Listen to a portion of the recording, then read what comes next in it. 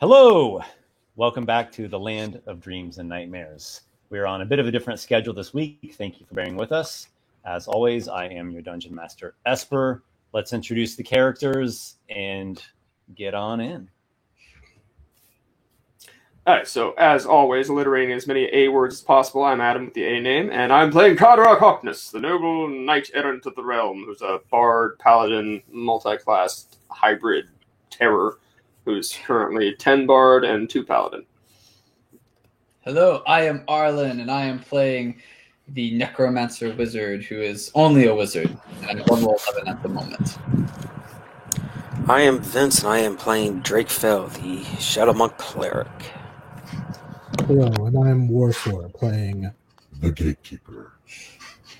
And, well, you'll find out what I'm playing shortly. Yeah. Awesome. Last session was an amazing session. Another amazing session, I should say. And Drake was resurrected. He was brought back on a one-time chance by the gods, and also by the ritual that you all performed at the Ambrosia Temple. Carderock even swore a pledge, an oath to the god Dionysus the Fury. Yes, though Morpheus had claim over my soul before, it shall be your hall that I return to, if this one should fall again, and I should as well, for his natural time. So it would seem that your fates are bound up together even more than they already were before. You then made your way southwards to the region of Gitsgrond, which is a blighted wasteland, and blighted in more than the natural sense of the word, for demons roam these wastes. Demons of the realm of Thanatos, the layer of the abyss that is lorded over by Orcus. You've even come across some sites in which Orcus's presence and minions once upon had inflicted their scourge here in southern Drakengrim, though you have not seen any indication outside of Gitsgrond of any such demonic presence. Specifically in Mirgraf Mine, you located what you believe is the main portal to Thanatos. The destination was the Broken Bell Temple, once upon known as the Temple of Bells, the dwelling place of the goddess Sortiza, goddess of fate and ocean. And the state that you found it in was having been unattended for many a long year and sealed shut. A test was set at the entrance, a test of wisdom and of strength and of purity of heart, or at least of goodness of heart. Basically all the things that Arlen is not. And thus Arlen, along with the dwarven crossbowman Dignahar, stayed back a ways inside of a tiny hut spell, whilst Drake and Carderock bravely pressed forward, and you were able to find success in the tests. And the goddess Sortiza herself spoke with you all, communed with you two, rather. And then the arches collapsed upon themselves, reforming a being, which I was actually prepared this time with the proper image, with this being here. And he said, "The Gatekeeper." I am the Gatekeeper.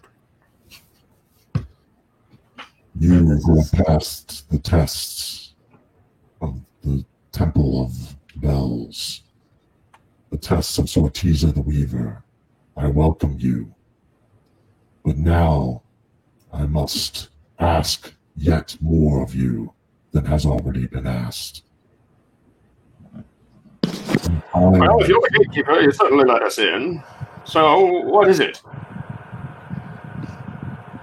In times long ago, I was as I am now, and I stood with Sortiza the Weaver to fight against the demons of Orcus, who infested and raided into the lands of Drakengrim.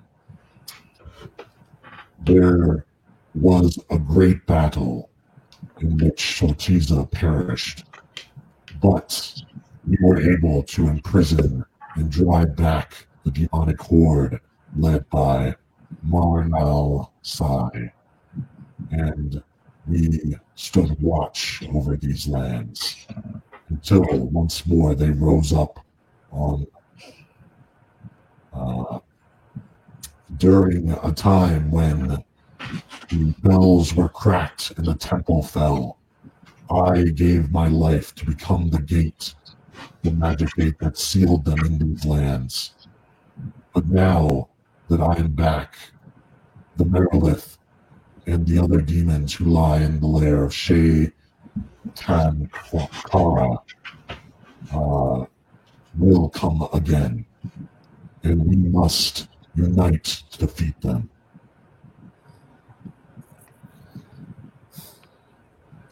Well, Card, I would say this is not what I was expecting. No, although, I've got to say, you and I have been in the business of slaying similar foes, haven't we?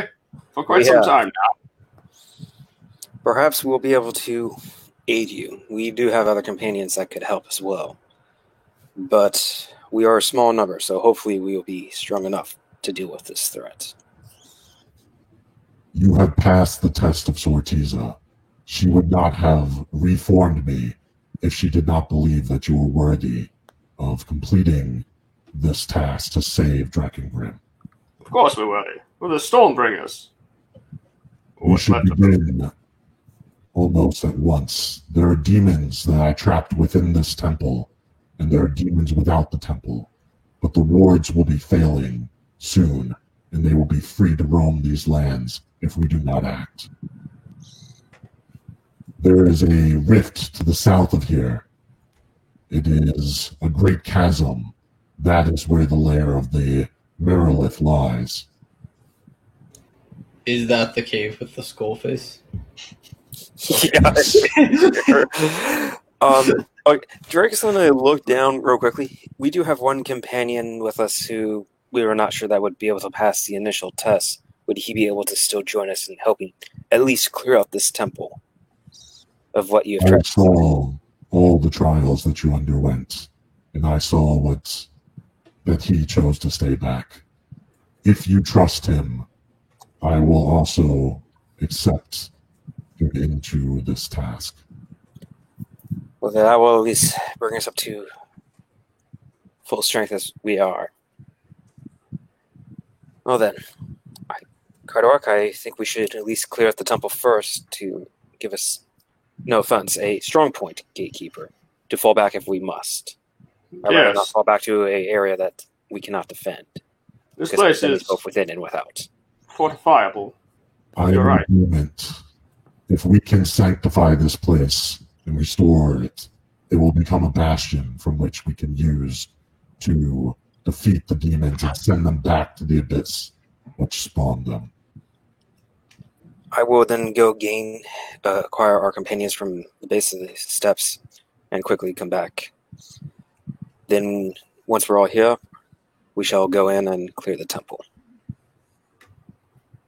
Now, admittedly, Card's religious knowledge is not one of his strong points, but he keeps using this word Merilith. Would he know what those are like? Is that something that's like some of? Can you remind me? Have you already rolled a religion check about this general topic? I don't think so. Yeah, it's not reading. No, I don't think any of us have. Okay, well, go ahead. I would say this is a pretty fairly well-known type of demon for those that know about demons. But let's see exactly what you might know. Well, my religion check's only at 12, so maybe not a ton. Yeah, you did better on my 8. Okay, so you might want to, in this case, refer to the knowledge of the gatekeeper here, who has not only knowledge but also first-hand experience. Tell me, gatekeeper, you sealed away a Merilith? What is this? You Yes. use this word a lot. Are they known? I'm actually going to jump in at certain points, just so I can make sure we all stay on the same page with what happened in the past and different. I have a lot of notes that. What, you don't want me to just make things up and then you just canonize them? Oh, There That's was the best only part a of it. dretch sealed away in here. Well, actually, all right. So, what you recall, and this will kind of help everybody stay on the same page here. So, in the age of cataclysms, so that's like 2 ages ago, so centuries past, there was this incursion of Orcus and his horde, which you're all aware of that. Again, you've come across relics and places that got sealed away. And there was this big fight here at Broken Bell Temple, and Sortiza and her cult defeated Orcus, but obviously she got very wounded by Orcus, and there was still the horde, and there were 3 Meriliths. Marnalsai is the named one that he just mentioned there. So there was a second incursion many years later, and Sortiza wasn't there to help in the fight, and so Broken Bell Temple fell, but not without a last effort in which the gatekeeper became the gate, and that gate sealed shut the temple, and it bounded Gitzgrond, the region of Gitzgrond, so the demons could not get out of this region. So they're trapped in here. Well, he's not the gate anymore. So that ward is going to fade. So this is why he's pressing you that we need to act quickly, because otherwise these demons will soon realize we can get out now, and that's not good. You remember when you became the gate, you trapped inside some lesser and moderate demons and 2 Meriliths. Marnalsai was not trapped inside here. Right. Marnalsai is in Shaitankara, the aforementioned monstrous skull-faced cave, which is we not will be far from going here. to some point card. And I would since say there's we- a good chance of that, yes. And since we've all been informed now in a more DM level, that's pretty much our plan. We're going to clear the temple, then we're going to Yeah. deal with the demons in the- But, and there's 2 points to clear the temple. Drake's mission is to clear it, and also, from his military mind, they need a strong point on the land. They can't just use the ship as a strong point. They need something that they can defend readily. Yeah, exactly. Each kind of region of Drekingrim that we've been to now, either before we were there, had some sort of strong point of like civilization against the forces of Merqueen / Mist and Evil Dreams, or it had one after we visited. Like Merkelon's Jaw now has the Ambrosia Temple. Densmoras has Norgal's Rock. Gitzgrond needs its anchor of. the So, broken of the Bell's temple. Yep. Exactly. So now that we've expositioned away, shall I answer your question in character, Carderock? Oh yes, quite. You fought a Merilith in your trials when you faced the test or the gate of strength. It was the strength woman with many arms, a demon of extreme power. I would have thought she was called Sally myself, but all right. Sally, Snake I do Woman, not understand what Sally means. But it is alliterate. Don't worry about it too much. Cardin likes to name many things that have no idea what others can understand. I will be right back. I will gather our other 2 companions, and we will secure this temple. Mm-hmm. And just to, I guess I'll fill in what you know and experience as the gatekeeper. The Meriliths are extremely powerful combatants. They're also very intelligent, and they seem more capable of rallying and controlling and organizing demons than a typical demon. So they are really a force to be reckoned with. You remember there were 2 of them that got sealed in here. However, this was centuries ago, and seemingly in there with like nothing to eat, and so who knows if they're even around or what's going on with them.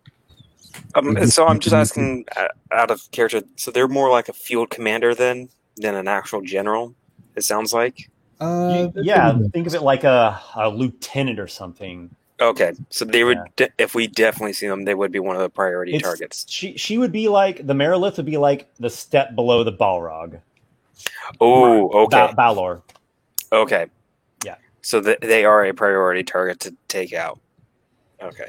Out of character reference, they in OD&D are a type 6 out of 7. 6 7 is a Balor wielding swords and a massive snake tail. Yeah. All right. Suffice to say, it's a very scary thing. So Drake's gonna go get Arlen and dang it, I'm blanking. Who else was Dignahar. with us? Dignahar, and bring them up so everyone can get caught up. We can see them from where we're standing. I thought. Well, then I guess I'll just wave them up. Yeah. Well, I don't know if Arlen will still risk it because Dignahar might, but Arlen doesn't know if he can cross. Unless you guys, the tiny hut he formed like at the extent of the landing at the top of the stairs. So he's close by. Okay, yeah. So Drake will just wave them up. All right. Arlen will, I guess, walk out of his tiny hut and call and say, "Is it safe to go in? Am I going to be disintegrated?" The gatekeeper says, "As long as your trust will help us, you will be allowed to come." What exactly are we doing? We're going to secure this temple. Did I hear all this conversation, Esper? Or I believe so. I think sound can pass through the tiny hut. yeah. Okay. I didn't know if I had heard it or not. Okay, that's fine. I'd say Yeah, you're I'll- probably Just close know enough to have heard there's it. just certain types of sound attacks can't go through, from my understanding. I was just making sure that I was in range to hear it. I'll go forward then. Yeah, if I heard everything. Yeah, well, Arlen's willing to help. I mean, demons are demons. They're kind of, you can't really negotiate with them, so he's willing to kill them. Very well. You stand there in this corridor, this tunnel that leads up to the great seal of the temple, like the door, and it has an relief effigy of Sortiza the Weaver on it, as well as these inlaid runic gemstones. It was actually from this seal that the voice of Sortiza emanated initially to Drake and Carderock. And as you approach it, again, the voice of the goddess comes forth. Welcome once again to your original form, my dear son. The hour has come to amend for past failings, both here and across the whole of Drekengrim. I will leave you with this gift. And from the seal fall this set of runic gemstones. I know this is not your most beloved possession, my son. For now, Marnalsai has the staff. All right. You can use these. They're given to the gatekeeper, but the whole party can utilize them however you see fit. You can use this set of rune stones once a day to produce an augury effect, like the augury spell. Though the path ahead is clouded, fate shall be on your side. Just out of curiosity, Warstar, are we having another Noxcall go search out for his full set of gear? That's what it sounds like. Happening here. I didn't come up with that plan. I just wanted to start with all my gear. It was Esper that's making me have to farm. Esper? No. I'm just kidding. No, there's some cool stuff which I just was like, it'd be nice to have a wish list, stuff to look forward to. Gotcha. Okay. All right. I enjoy Noctigal's hunt for his armor set. Just I don't want to have another massive not quest for it. like that. It's not Okay. like that. I don't have a problem with it. I just don't want it to be like the main center of focus again, like we were doing towards Drake, you're gonna be the main center and focus. Okay, let's go. Okay. All right. So if we're all there, Drake's going to look to the gatekeeper. I believe we are ready to enter when you are. Thank you, Sortiza. I will take these gifts and use them well in your name as I travel throughout Drekengrim and restore your name and your presence to the people. For all our sakes, may victory be yours. You feel the presence of your goddess, your mother, with you. And righteous might, furious vengeance rekindles within of you. I will share my screen, and you will see here you are standing at the entrance of the temple, now unsealed. Okay. You know, Gatekeeper, a certain something about you reminds me somewhat of an old associate of ours, but I must say how refreshing it is that you possess an appreciation for the gods that that man might not have. Quick thing, I also have my skeleton with me as well. You have your skeleton. Mm-hmm. Out of Why is there curiosity, an dead in the temple?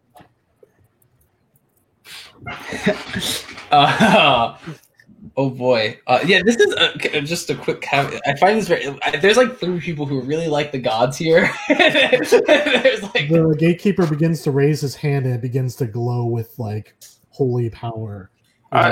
Do stand down your attack, Gatekeeper. This one, his methods are far from orthodox, but he is with us. He stands not against us. Do not worry, this skeleton is an ally of ours, not an enemy. and he will gain no new bodies. He will just keep this one skeleton. I promise you that. He consults not. Shepherd, do you serve as this creature's shepherd into the afterlife? Arlen will sort of like mutter a little bit and say, "We could say something of that nature." Gatekeeper, you see the skeletal thrall before you. Yep. It is clear to you that there is no soul here. It is strictly bones and sinew that has been animated. Correct. And I had How do you react to that? You probably associate undead or undeath with Orcus. Okay. Yes. I have an angle that I'm going to try and take with this to not completely screw over the necromancer in the party. The gatekeeper seems to be considering this, and it's hard to tell because he doesn't have a face like a person. He's just got glowing eyes and like this faceplate of metal. Thank you. And then he speaks. This is not the soul of a person. This is merely its form. I do not like undeath in any form, but in my time, I remember there were ones that called themselves shepherds who took upon themselves to honor the dead and use them in a way that would perhaps elevate them in the afterlife when they finally made their final rest. Even though this is not a soul, if this is your purpose and what you choose to do with it, I believe you can make it my side. Arlen will respond and say, the creatures that I raised from the dead, I use them for at least what I consider to be useful. And if that is to defeat a demon, then I think any help is better than none. If me being a shepherd is what you need me to be for my skeletons and my undead to travel with us, then a shepherd I will be. See that See that you do not betray this trust that I place in you, or I will have to bring the full force of the gods upon you. Ireland will sort of With just that? nod. Yeah. That's done. Yeah. Hmm. I think we settled. Arlen, have you equipped your skeleton with some standard gear from the ship? Yeah, I think that's fair. Yeah, we took a little bit. With Esper, I got a quick question. I was just going through my inventory because I was looking for that Earth Golem gem because I don't remember us selling it, so I figured just have it on hand. Yes. But I also found in my inventory list, sorry, give me 1 second, I gotta find it again. The Shield of the Bugbear Chief. Is that an item that needs to be attuned? Let me see. Because if it doesn't, Carter Rock uses a shield, right? Yeah, sometimes. So Drake would be willing to give it to Carter Rock to use. Oh, speaking of, hang on a second. As he kind of like forms, he looks around and then he goes over to a piece of the gate, punches his arm into it, and like pulls out what appears to be like a modular piece of a shield that kind of like warps and melds to his arm. So the gatekeeper has a shield as well. Okay. That is actually kind of cool to hear. But the reason I asked is because I just remembered I had the shield. And Okay, so the Shield of the Bugbear Chief, I had to look it up. It is an uncommon magic item that does require attunement. Okay. While you're equipped with this shield, when you perform the shove attack or the shove option, if your shove is successful, you also deal 1d6 plus your strength modifier magical bludgeoning damage to the target. Would that be useful to you, the card then? Remind me again, does that Cloak of Displacement require attunement? Oh, yeah. Yeah, it does. Then probably not. Well, yeah, then no. He's attuned to 3 things already. Okay. Also, a quick question, Esper. With the armor and stuff from the ship, how much armor class AC would that give the skeleton? Just kind of depends what kind of armor you equipped it with. What are you imagining the skeleton uses? I'd probably I'd probably give it like medium armor. I think that sort of makes sense. I don't know though. I think Noxicwell had some old half plate they discarded when he upgraded. Yeah, that would be good. Yeah, I could use that. Or no, it was scale mail. He had scale mail, I think. Yeah, it wasn't. The half plate. I don't remember what you had, but I remember you had it. So he did actually at one point have adamantine half plate that he which is found. what I think I was wearing the whole time. So. Didn't he put on the? the? I thought he put on the part of the masked one armor. No, that's the piece that's at the temple at the end of the world. Yeah, I mean, like any of the armor, I'd probably just equip it with the best possible armor that I could, Okay. and the best possible weapons that I could that aren't like on us, I guess, or on. Well, okay. So it's a basic. basic skeleton, right? So let's do. How about the scale mail? It's 14 plus the dex, Okay. and then shield or no shield. Probably no shield. Since No shield? He Okay. uses a short sword and a short bow, so I think it would be kind of weird for him to have a shield. Okay, short sword and short bow. Mm-hmm. Okay, so dexterity type fighter. Yeah. Okay, very well. Scale mail and then just a short sword and a short bow. Okay, cool. Yep, that works. All right, that makes the AC 16. Seems good. Better than terrible. Yeah. Is there anything else that you all need to discuss, or prepare? Before just you the gem for the Earth Golem. How does that exactly work? So. You spend an action, and you can throw it out to, I believe, 30 feet, and then it becomes an Earth Elemental. It rolls initiative, and it's your ally. It will last for an hour or until it is destroyed. Okay. All right. Drake's going to move It's a pretty decent ally at that. Yeah, Drake's going to move that to a easy access pocket if they need it. Because, again, we're going... It doesn't normally take a minute to summon an elemental. Yeah, a minute. So this is like... Yeah. Really Yeah, nice item. We've been holding on this for a while now. I believe it was given to you from the Emerald Mages, the dwarf lore keepers of Norval's Rock. Yeah. Okay, so with the shield, Drake will just hold on to the shield and maybe later give it to the gatekeeper if he decides to join with them. Just a quick question about that shield. Is it a +1 shield, or is it just a shield that has no modifier? It does not modify the AC. Okay, that's fine. Yeah, so maybe down the line, Drake will give it to the gatekeeper if he decides to stick with us. And in case it's necessary, Arlen would be willing to do Rary's telepathic bond for us as a ritual so that we can speak to each other if we get separated. I mean, speed of thought in combat is something that lets us tactically. Yeah, that would be good. Drake. It only lasts for an hour, but it could come in handy. So. Yeah, Drake hearing this is going to nod. It helped us in the far realms when it was useful. I would say we should keep it. That one time. That one time when it was helpful. All right, then Arlen will do the ritual cast for Rary's telepathic bond. It'll take 10 minutes to cast it.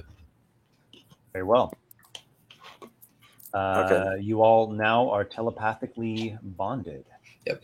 And one last thing, and then I think I'm good to go at least. I'll let my Raven familiar from my Find Familiar spell. I suppose I'll let it. I'll probably stick it on Drake's shoulder if he'll have it. Yeah, Drake knows what the Raven's supposed to do, so he will let it. You never know when it'll come in handy. Yeah. All right. You all are staring at the entrance to the Broken Bell Temple. Sunlight is feeding through the front. On the exterior, it seemed like it had been holding up pretty well, but inside, it has been quite ransacked and defaced and broken. Who's going in what order, what tactic? You all tell me what exactly you're doing here. Drake will look to the gatekeeper and yeah, this is our first time here. If you would like to lead us, so we have someone who knows of this place helping us through and guiding us. I'll follow right behind you. Very well. Allow me a moment to prepare myself for entrance into the temple. Take what you need, time you need. So I guess marching order would have the gatekeeper first, followed by Drake.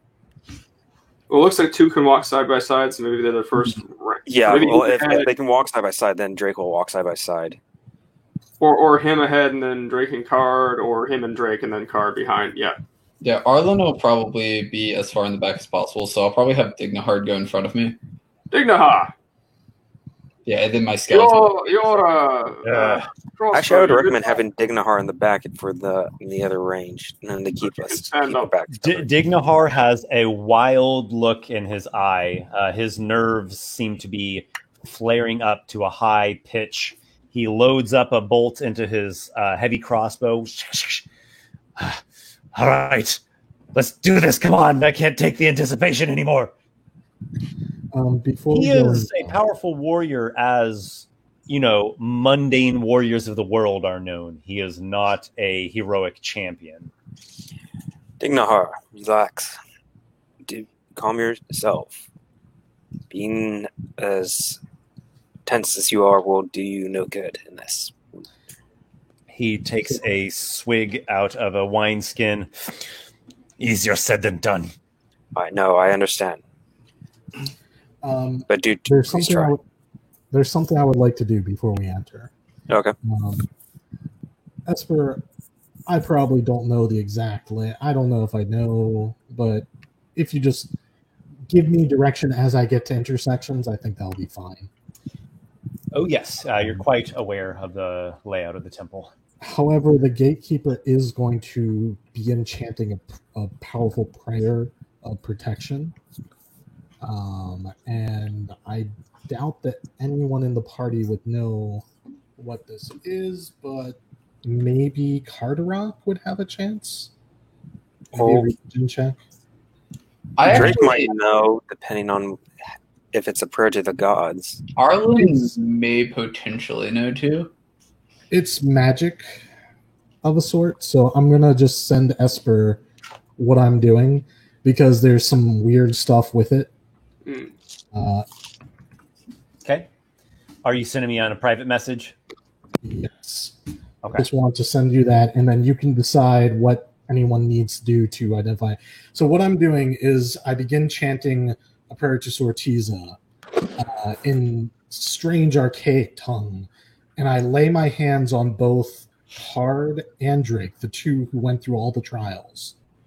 And you feel this sort of energy flow around you, and it forms like a sort of a shell that like just completely protects you.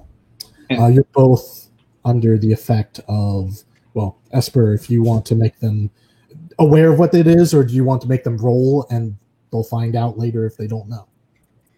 I'll leave it up to you all. You can just describe it, role play it. They can do skill checks if they want, whatever you all think is best. Is this just for Drake and Card? It is just for them. Maybe Arlen the gatekeeper says something like, "This will." Yeah.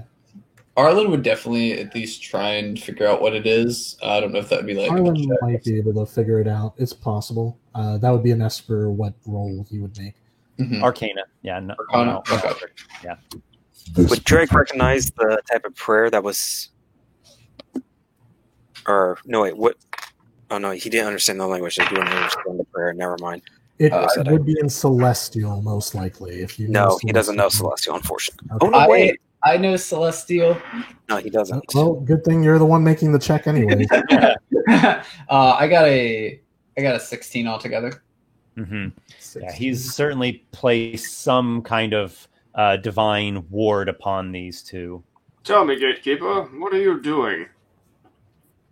This is one of my most powerful abilities granted to me by Sortiza the Weaver. It will protect you should any harm befall you in the temple that would slay you. It will guard your life. Well, But it is expended upon one use. noted. Shame the Then gods we never will granted try not you to power. waste the gift that Well. you've given us. Yeah, would that be a religion check, or would that be more like Arcana to know about? Arcana is magic, Yeah. I guess. Yeah, 6 is not. Drake's not going to know this. His forte in the magic is mostly religious. Yeah, Magic. did my He's still learning. did my 16 actually give me more of an idea of what it is, or just that it's some kind of award? Just that. Just that? Okay. Card actually has an 18 on that, Mm-hmm. Okay, that's a little but bit he's better. also willing to take the Gatekeeper's word for it. If he Right. doesn't- Yeah, Drake's not going to worry too much. He Duration just kind magic. of wants to know what the spell is. Yeah, that's a little better. Well, you feel inclined to trust in the gatekeeper's words, and it does seem that if you would be slain or killed, this ward is going to prevent that from happening one time And be expended. Yeah. and be expended. Yeah. Out of character, do we know what that means exactly? Like, is it? It's activated by any time. So I described for mechanical purposes what you need to know. Yeah. The first time you would drop to 0 hit points as a result of taking damage. Instead, drop to 1 hit point and the spell ends. Okay. If it's still in effect, if you're subjected to an effect that would kill you instantaneously without dealing damage, it's negated and the spell ends. Okay. Last for 8 hours on each Oh, of your wow. concentration. I wish you gave it to me. There is a sound from within. Something is moving in there. You hear a sound like maybe some stones or rubble being disturbed. Well then, We should not delay. We should go into the temple. Agreed. I want to say according move. side. Drake, Alan, new acquaintance of ours, Gatekeeper. We are the Stormbringers. Let all inside tremble at our very mention, Or if they do not know us, let them learn the hard way. Is it dark in here, by the way? Or is it dimly lit? It's not dark. This area here will be bright from sunlight. This area seems to be glowing. There's some kind of magic or a light effect infusing it. Everywhere else will be dim light. Okay, so I can still see. Okay, good to know. Okay, you all head inside. Forward. Unless you have anything else that you think is worth doing, I'm going to have you roll perception checks. Perception is not one of my strong suits. Finally, a decent roll. I got a 7, Esper. 22. Card is sitting on 13.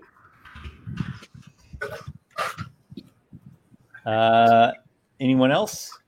22 for Drake. Yep, the 22 is quite a nice roll there. I put it in chat for your reference, but I rolled a 14. Okay. Dignahar and Drake, you do hear a bit of movement, a shuffling sound coming from this room over there. And Gatekeeper, you remember that this is a sort of vestibule, and then beyond it are stairs leading down into the crypt. Can we... Is that roll high enough Yeah. to get an idea of what type of sound? It sounded like something pretty big moving over there, and I'm going to have everyone roll initiative at that point, too, Okay. because there is definitely something there. Hey, I got a really good initiative. Oh my goodness. I never get good Natural 20. initiatives. Oh, that's better than mine. All right, who's got the highest? I think Drake goes with 25. I 25 beat Drake. both the gatekeeper. Yes. No, Arlen so- is speedy I boy don't know. today. After 25? We're all impressed with you. After Thank you. 25? I think it's Arlen with his 18. I got an 18, yeah. Okay. Keep it coming. Then it's the Uh, gatekeeper The with gatekeeper. 13. and card is by card. a soft 7. Oof. Right. So, the first thing... Oh, That's sorry. I need to roll for skeleton as well. My bad. He got a 5. 5 for skeleton. 5, 4... Oh, okay. So he said he'd be last. Yeah. Yeah. All right. Drake, you get to act first. Okay, so is Drake able to see any creatures or anything that's making this noise? You cannot for the wall that is blocking. And actually, you rolled so high that there's another thing you hear. Disturbance of air, almost like a sound of, I'm just going to say like a magical flight sound, not the flapping of wings, but you know the sound of something moving through the air. You've fought all kinds of things before. Okay, give me 1 second because I'm trying to think of how I want to say this real quickly. There's 2 creatures ahead of us, one to our left and one to our right. One to our right is flying, I believe, with magical means. So the room that we're going into, how bright is it exactly? In this room is bright light. Okay. All right, so shadow step idea is out. All right, Drake is going You to... could shadow step like here to like over here in the shadows. Yeah, Drake's going to shadow step pretty much to just right of the door. Like right here? Yeah. And peek around to see if there's anything in there. You look inside, and standing tall, like maybe almost 8 feet or even a little bit higher, is a massive skeletal Merilith. Oof. I'm saying massive, it's large sized. So in life, it would resemble this. It is a skeleton by this point, though, and 3 of its arms are missing. The thing looks like it's been ailing and failing inside of here for centuries, and only the necromantic force of Orcus is animating and sustaining it. You The can bones do rattle it. and clack. Its serpent tail scratches like ribs across the floor. It hisses. Well, it seems I found one of our prey. Drake is going to throw a couple darts at it. Let's see if he can pull it out from where Okay. it's at. So, I believe I can make 2 attacks. So I'm going to roll those right now. Okay, those aren't actually that great. 19 and 21. Both of them are hits. Okay, so that's 2d4. So that's going to be a total of 6, 9, 15 points of damage. What type of damage is it?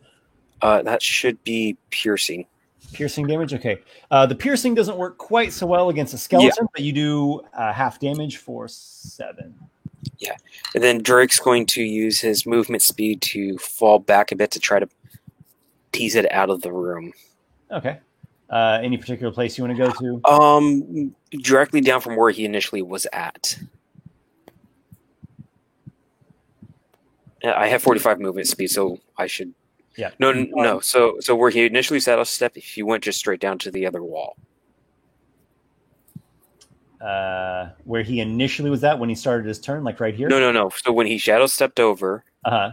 to the doorway, then straight down from that. Okay. Yeah, right there. That's perfect. And having done so, Arlen is taking some action. What are you doing? Let's see. So I can't see the Marilith, right? Not from where you are. There's wall. There's also these columns that go to the ceiling too. All right. I think I'm just gonna give Carter haste. Yeah. I think he'll be able to do a bit more in this situation. It does what to your speed again? I believe it doubles that. I'll find you the exact spell. One moment. It doubles your speed. You have advantage on, I think, dexterity saves, and you get to take an extra action that can be an attack or a dash. You also get +2 bonus to AC, advantage on dex saving throws, and you get an additional action on each of your turns. But you can only use the action to take the attack, dash, disengage, hide, or use object. And when the spell ends, target can't move or take action until after its next turn, as a wave of lethargy sweeps over it. But I can keep concentration on it for a minute. So, Okay. but yeah, I'll go Potterrock, go forward, and then sort of put my staff out. And I guess you probably wouldn't like this actually, but there'd probably be like some like dark magic that like sort of surrounds you and empowers your body. Yes. I noticed. I could feel it. Yes, it's very powerful. Very powerful. Yes. I can talk now. Can you see me? I just did that. Did you see that? Oh, excellent. Most excellent. Yes. This is like the opposite of the time when we got slowed when Robin. All right. After that, Arlen will can you zoom out just a bit? I know there was some stuff below us. I'll move to the right side, not into that, and not into the cavern area. Yeah, like up a little bit too, like one more square up. Yeah, I'll move right there and sort of just get a little bit more cover. Okay, so you get over this chunks of rubble blocks on the ground, get up in the corner for some nice cover. Yeah. Gatekeeper, you are beholding your temple, your beloved sacred temple, in its state of defilement. What do you do?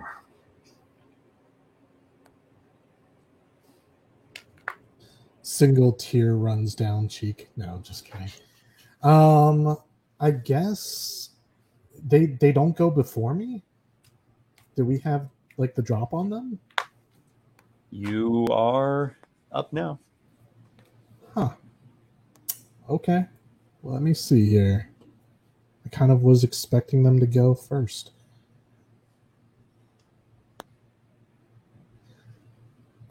Remind me, is readying an action a standard action? Yeah. to ready an action. Yes. Okay. So I can take like my bonus action and then use my standard action to ready an action. Mhm. And yeah, very good. What I would like to do then is see, I just without being able to see them, my move speed is 30 feet. Can you move? See how far I can get if I can see the one that. Yeah, if I can get even just to there, that might be enough to at least see into. Can I see into the room? You could see like here. So the creature. Can I see the space adjacent to? Yeah. Yeah. Yeah. Like right Okay. in there. And do I kind of hear and see what's going on over there? Yes, you do. I mean, the thing has been engaged by Drake, and it's going on the offense, getting ready to come rushing out. It seems like. Then I need you to answer a question for me, Esther. What is Sortiza's favored weapon? As I cast spiritual weapon, A whip. All right, a whip of water like appears in the air, and the spiritual weapon of force basically appears in that space in the doorway, and it attacks the creature. Very nice. I wish I had a. I'll just make a token. So remember that it's there. Sure. And I'm making a melee spell attack against a creature within 5 feet of the weapon. That's not going to hit. So it swings and it misses with its first action. However, it doesn't need concentration. So Very nice. I'm going to ready an action to cast my cantrip, since I can only cast a cantrip after casting a spell. Mm-hmm. We'll go with. Do they have good wisdom? Undead don't have good wisdom saves. Yeah, let's go with that. I'm going to do Toll the Dead on the first enemy that I see. Hey, so you are like me. We're both necromancers here. Oh, that's fine. Sure. All right, and so you summon this astral whip. It lashes out, though it does not quite strike its target, at least not that time. And I have a token for you here. Thank you. Yes. Okay. Let's just make that a small, tiny. Yeah, there we go.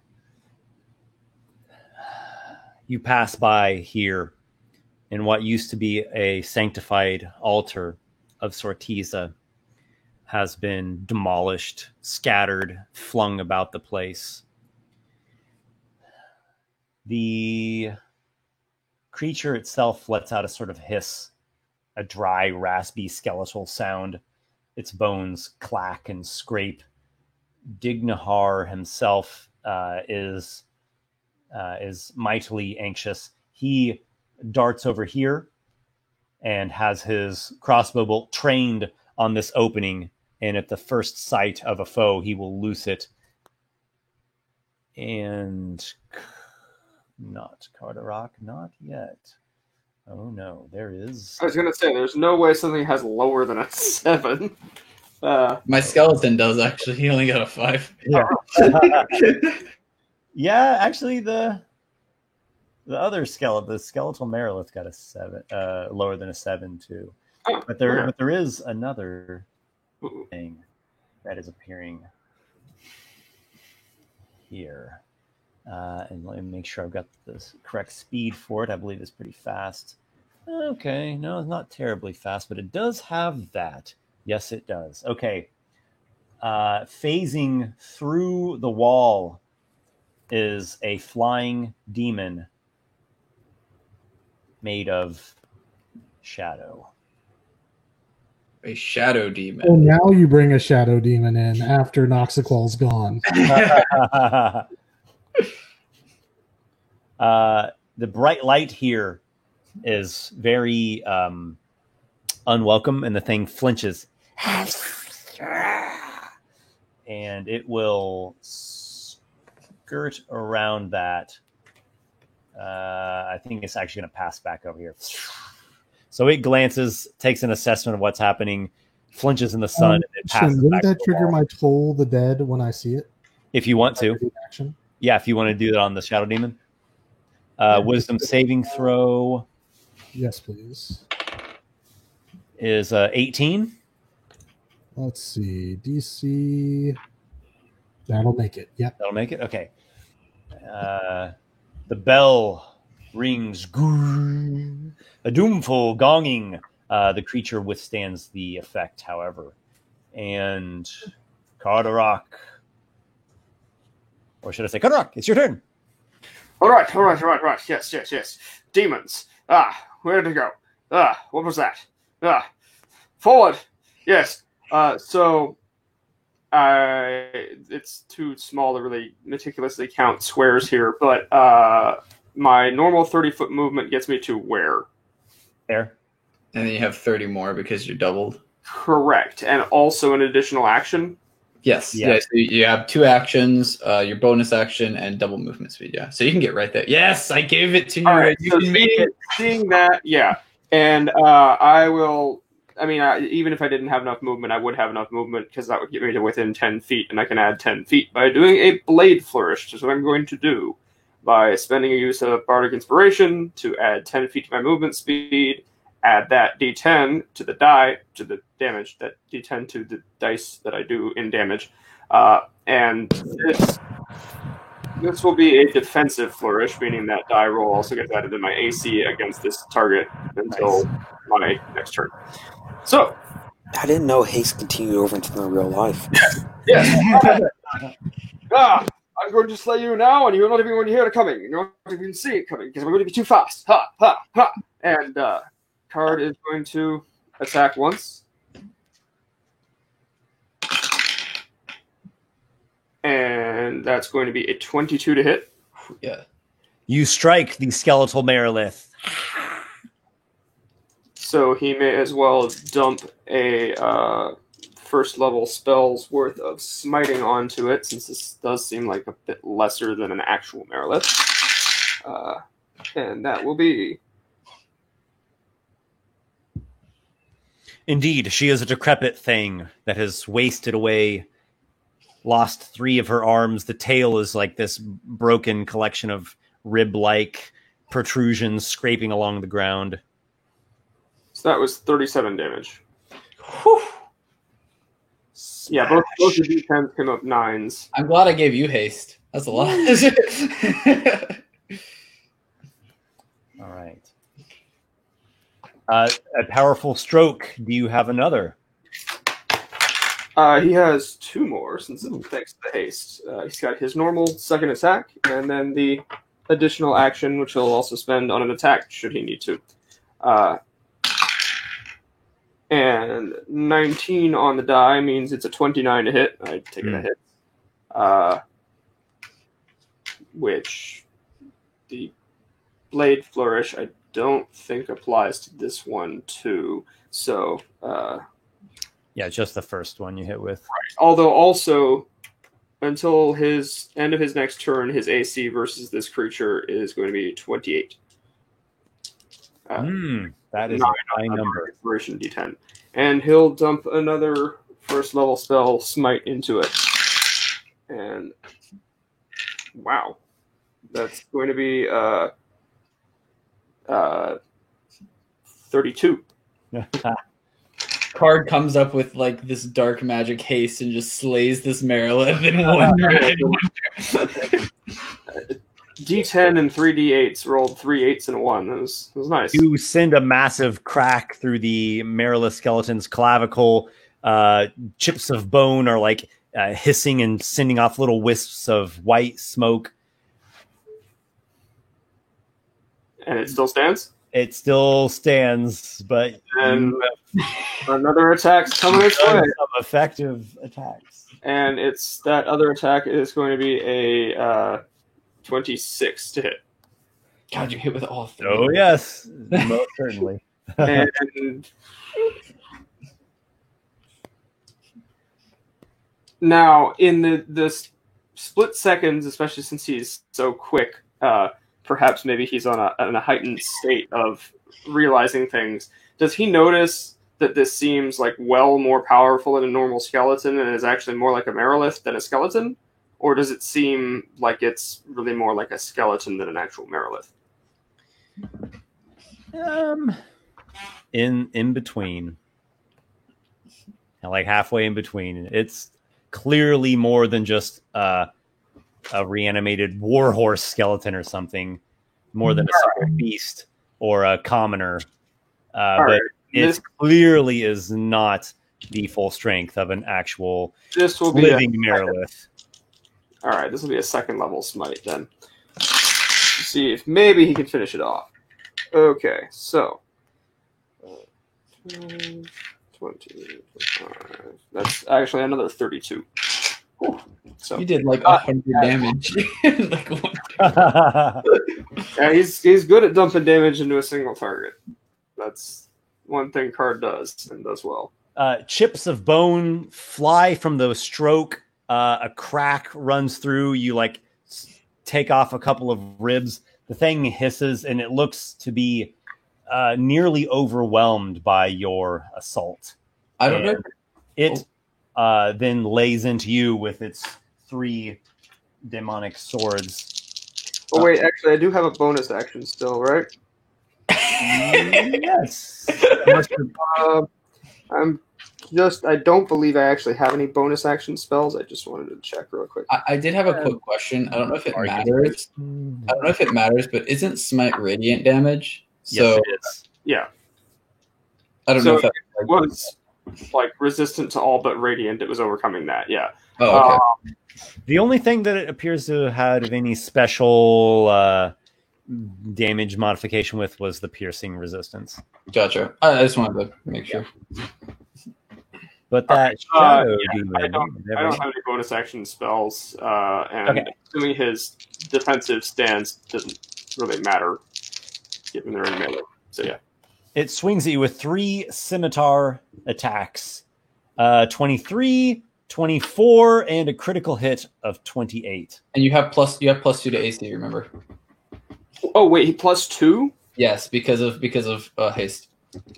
All right, so That's right. Okay, so critical hit hits. Was 28. It does automatically. Yeah. Yeah. His AC was 28 versus it, thanks to the blade flourish. +2 makes it a 30. So that would have hit had it not been a crit. Okay, so it had to literally Jeez, that is critical powerful. hit you.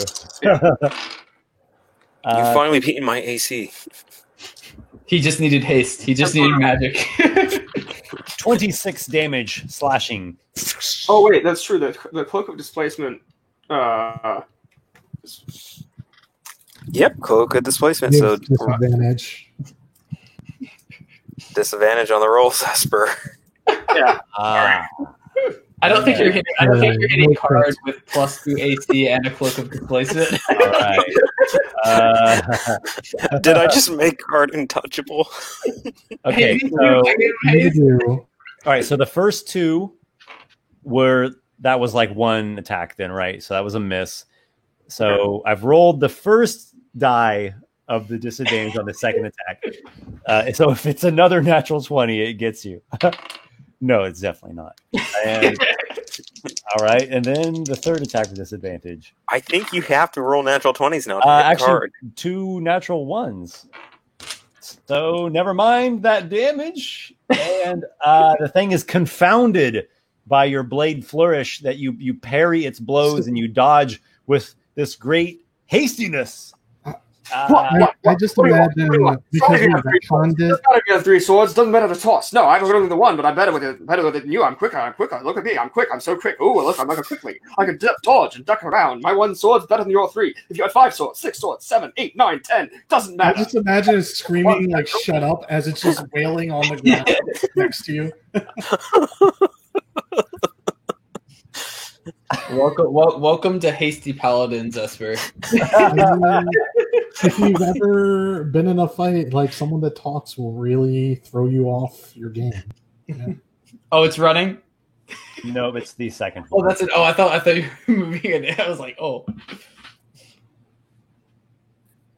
The second skeletal Merilith comes here and engages you, Gatekeeper. Though it is a skeleton, a husk of what she once was. There is a little flicker of remembrance of that battle centuries ago. And she stares down, raises her weapons, ready to strike, though she has spent all her action, and we must go to the skeleton of Arlen. Oh boy. Yes, he will move forward. I think he has 30 feet of movement. Let me confirm. Yeah. So he will move forward and he will shoot his short bow at this Marilith. Okay. My skeletons are not afraid of demons. Your skeleton rattles and clacks forward on scale mail and releases its shot. Hiya. Probably doesn't hit. 16. 16 does not. Well, he tried. He did. Drake, you as well are quite close to this skeletal Marilith. Drake's going to call out to Carter. Carter, do you have that one? I think so. I think I got it. It swings its Right, sword. then, as soon as he hears the first, I think so, he's going to shadow step to the other side of this Mariloff and just start unloading blows onto it. Oh, get some advantage. Or, yeah, some flanking, I mean. Technically both on the first attack, because Shadow Yes. Step gives you advantage on your first strike. Okay, so that is an 18 on the die. Yes. Oh, 9. So that's 27 Yes. without adding any other modifiers. So that's a hit. And then I have 2 more attacks, I believe. Because the unarmored strike. Yeah. All right, I'm going to roll those attacks right now, just so I can get them out of the way. Okay.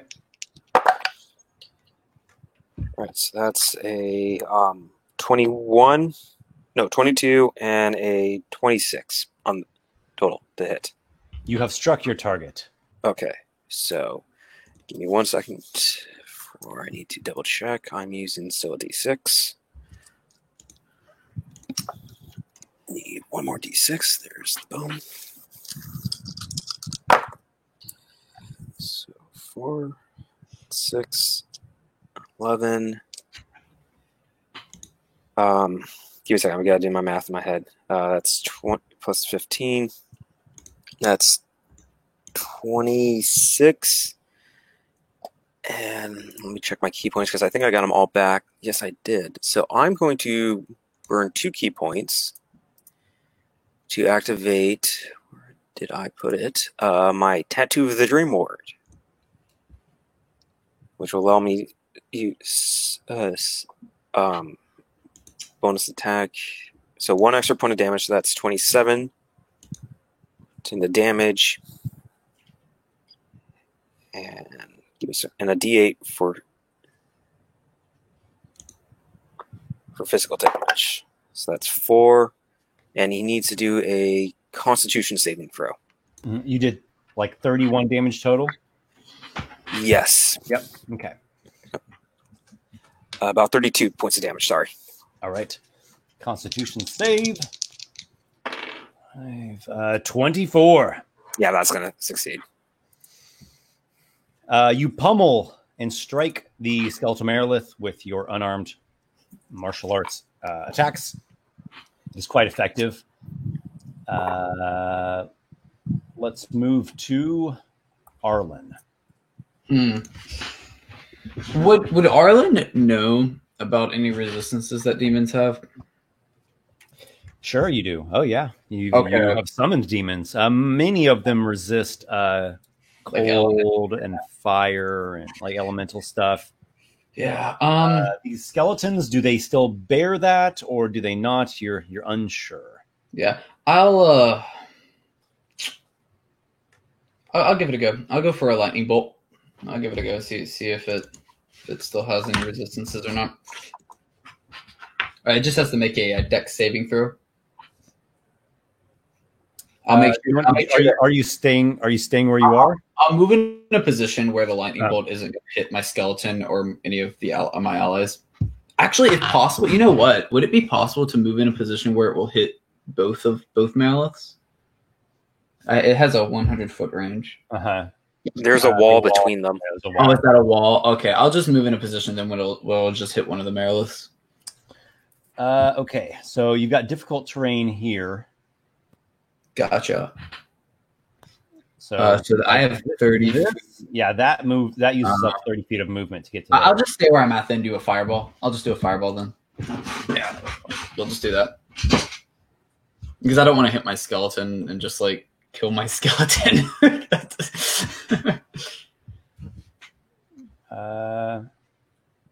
I should be able to put it in a spot where it doesn't hit anyone, right? Maybe step out. Yeah, I'll step out a bit if I have to. Yeah, Like exploded over there. yeah, where it just It hits. needs to go like here. Mhm. All right, so Drake, your shoulder feels pretty hot there for a moment, and the Marilith skeleton Let me get my dice. needs to evade this. Oh my goodness, my dice just totally flew out. 3, A mind of its own. 7, 8, 96. 18. That barely passes. Yeah, my safe DC is 17. So if it does have resistance, It evades the fireball and takes 0 damage. oh, it takes 0 damage. Oh wow. Like evasion evade. Oh wow. Okay. Well, The flames lick between the gaps in its ribs, and it is unscathed. all right. Well, that was my turn. Drake's going to see this and go, I do not believe that worked, Arlen. Perhaps something other than fireball will be more useful here. I didn't have much more than fireball. That's why I gave. I'm Carter- more singed than it is. That's why I gave And Carter. then dusts off a little bit of char. Yeah, I'm gonna say don't worry. I gave Carterock a boon. Yes, No, I'll see if I can do something. I heard him talking a little too fast, Arlen.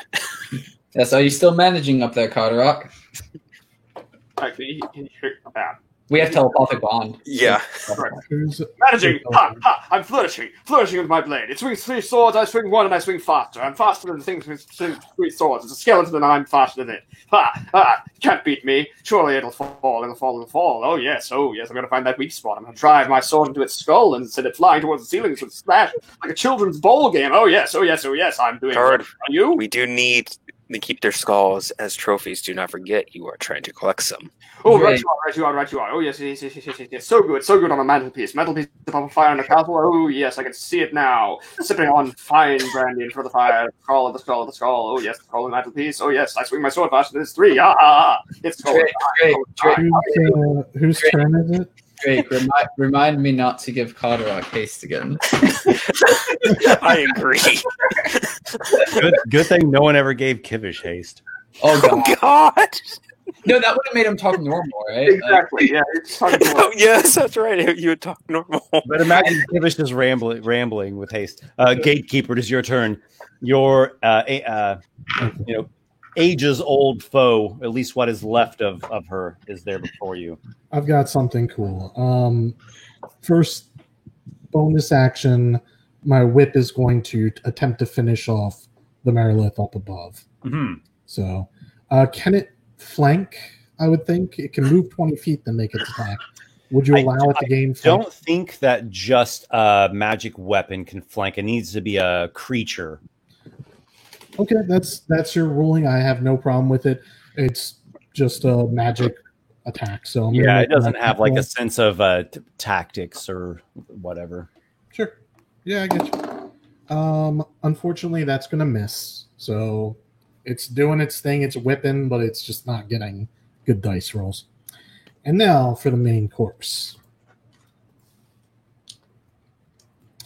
The gatekeeper, seeing his ancient foe, is going to begin to glow with power. And he speaks in Celestial thus. Foul spawn of Orcus, I will send you back to the abyss whence you came, so that you can tell your master that no longer will he walk upon the lands of the gatekeeper and Sortiza the Weaver.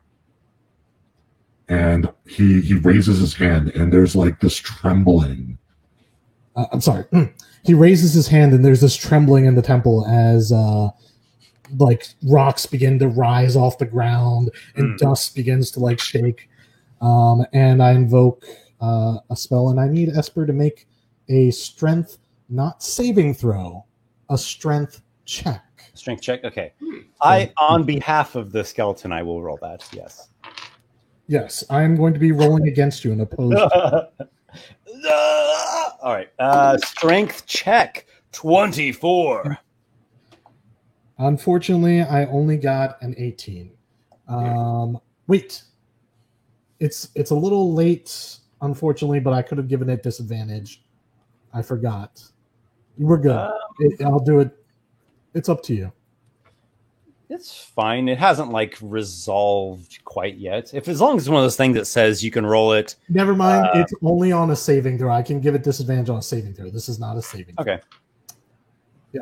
So, but that's fine. So basically, force tries to wrap around this creature, and it just kind of shakes it off. But the spell is still going.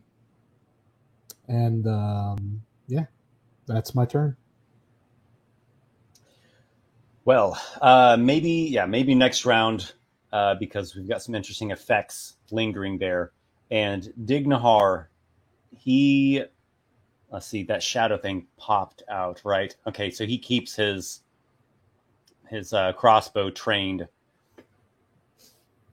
ready to fire. And I'm going to move right over to that creature itself, in fact. Arlen. It comes through the walls, ghost-like, shadow, wraith-like, really. A demonic foe. I believe it's reaching out for you, but Dignahar has his readied shot. Yes, Dignahar, protect me with your life. He's got a 25 to hit, which is a hit. Good, Dignahar, putting in work. Yeah. All right, Shadow Demon. He does not have a magic weapon, so it will resist this. Okay. It's only 5 damage, so let's see. Can Dignahar do a thing? Yes, he can. He uses Deft Shot. He's going to add an additional 1d8 damage. So 5 turns into 8, so it's actually 4 damage total. And the creature must make a strength saving throw, or he's going to get pushed back 15 feet.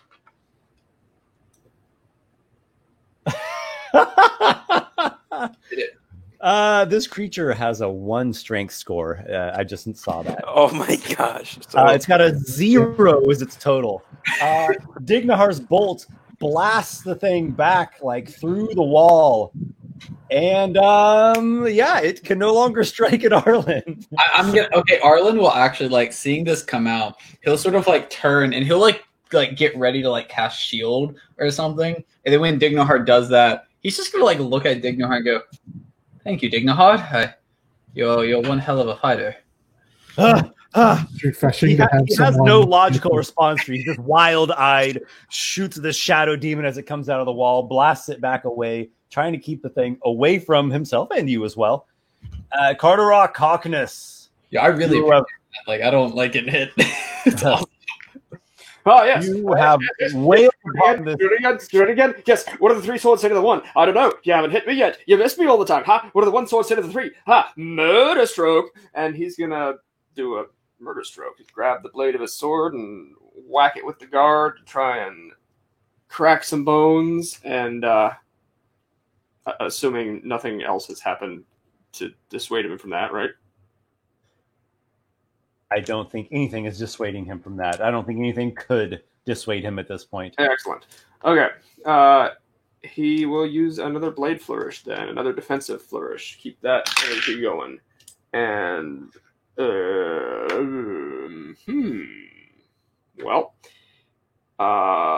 if he rolls a 2 on the check, I'm guessing a 12 isn't going to hit. So I'm going to spend my inspiration from last time to re-roll that. which, on the other hand, a 21, I imagine, might hit. Indeed, it does. Okay. And that is going to do 21 damage. And you have destroyed the skeletal Merilith before you. Bones shatter, clatter to the ground. The creature falls, absolutely smitten before you, and the bones begin to hiss and sends up wisps of demonic smoke as it will return to the abyss in time. Well, with all the speed of a hungry sparrow, he's going to try and attempt to collect its 3 swords and its skull before they do, if that's possible. The skull certainly will dissolve away, but the swords remain. Uh-huh. Excellent. I'm guessing with his move, he could probably do that, right? If you're interested in collecting the swords now, getting all 3 of them would be, I don't know, like the rest of your action or something. Right. That's, yeah, exactly. Okay.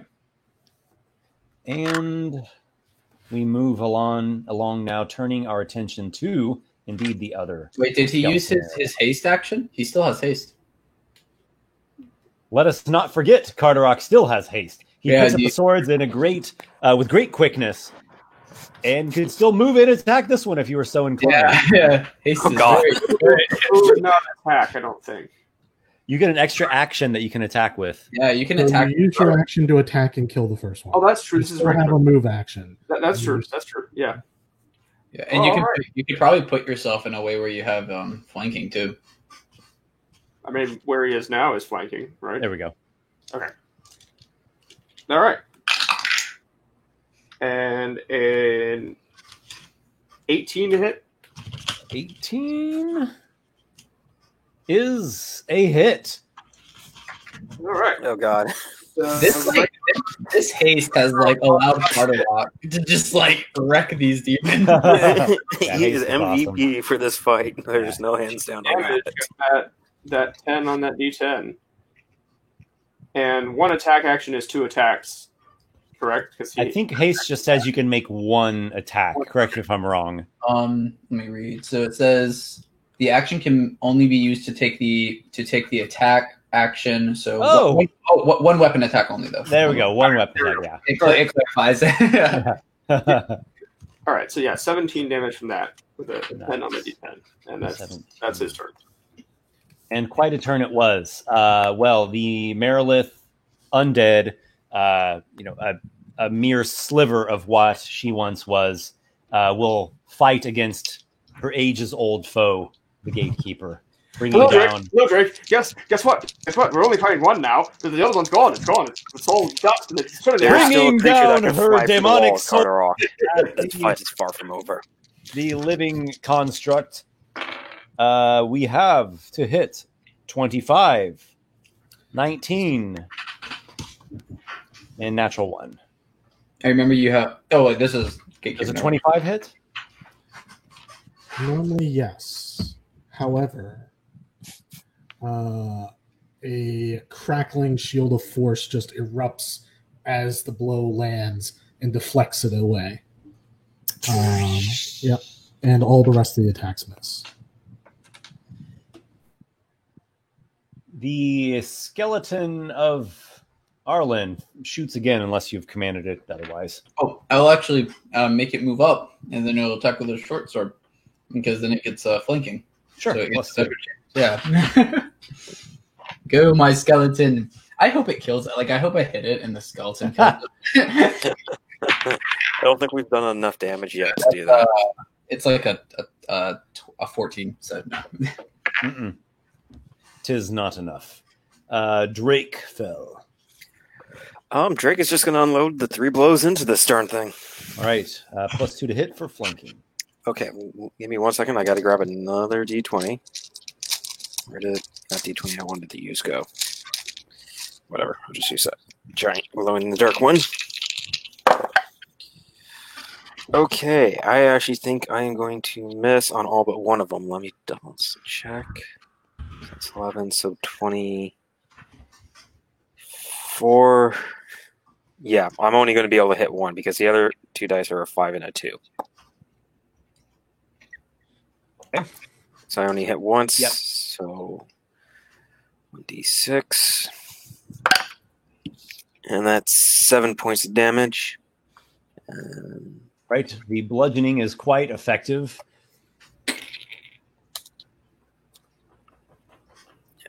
All right. And that will be my turn. Actually, the bludgeoning is indeed quite effective. It has vulnerability to it. So instead of 7, you will deal 10. So shouldn't I also have gone extra points for the first round then? Yes. Yes, you should have. Okay. I mean, you don't need to add it in. I'm just making sure. No, that was my bad. You did 31 total, so it's like 15 more. Wow. There we go. It still stands. It's taken some damage, of course, but it is not slain, and it seems to just really have no inclination for self-preservation. It is fueled with just the barest semblance of tactic, just pure hate and necromantic, demonic undeath through the force of Orcus, the demon lord. Arlen, what is your next move? I will cast, as long as I'm 60 feet away from it. If not, I'll move up to be 60 feet away from it, and then I will do Toll of the Dead. Okay. Sounds like we've got some fireworks going here. 20 feet will get you to there where you can see it. Yep, and then I'll do Toll of the Dead. Black magic surrounds my staff as I point it towards this Merilith. Hear the call of your demise. Wisdom saving throw. Ooh, actually not bad. 16? That does not pass. My save is 17. All right, so that's 3d12. Oh boy. Because it's already taken damage. Yeah. Oh my goodness. Holy crap. That's 23 damage. That's a heck of a cantrip. Yeah, I rolled an 11, a 10, and a 2. Very nice. Most effective, indeed. Gatekeeper. Did more damage to my fireball. Sometimes it's like that. I'm going to roll first and then describe if anything cool happens because it's been a little letdown. First, let me just redirect the spiritual weapon as a bonus action. Comes after the Merilith. It can move 20 feet. Okay. And then it makes an attack. Nope. I'm not even going to ask if a 14 hits. I'm pretty sure it doesn't. So now we make opposed rolls again, Esper. Mm-hmm. This time, I'm just making sure you're not rolling a saving throw, right? You're just making a strength abilities check. Indeed. All right, good enough. 8. I've got a 15. So now A rumble within the stones of the temple. yeah, like basically imagine like the Force moment where the rocks are lifting up around and whatnot, and suddenly all the arms snap to the Merilith side, and like a giant like force, a hand is clenching it, and I lift it as it slowly rises off the ground and begins like being restrained 10 feet in the air. Still where people can reach it, but like for thematic purposes, I'm like holding off the ground as the gatekeeper is just like doing like a thing with his hand, holding it in place. It is restrained until the end of my next turn. A question for you. Yeah. Are you able to use this effect to like smash it into solid objects? The spell does not say that I can do that. However, if you, I can read for you the exact portion. Okay, I know what you're doing here. So I understand the spell can't normally do that, but in this circumstance, here you are within the Temple of Sortiza, bringing divine vengeance, and you lift the thing into the air, and then just smash it against one of the central columns, and bits of bones go flying every which way, and it is utterly smote. All right, I'll take it. Let me see. Thus, all The demons of Orcus. sorry, but please continue. No, you're good. Did you not hear me? I kind of overtalked you there. Thus to all the demons of Orcus. And so it has been spoken. And are they doomed to be slain in divine vengeance, or will they manage to maintain their stranglehold upon the region of Gitzgrond? The shadow demon is not reappearing here. I wouldn't reappear if I was the shadow demon either. Like he just saw a paladin bard kill an entire Merilith by himself. So Thank you for your aid. I would like to hear Carderock role playing the part where the haste wears off and he goes into that like 1 round withdrawal. yeah. Can we get that?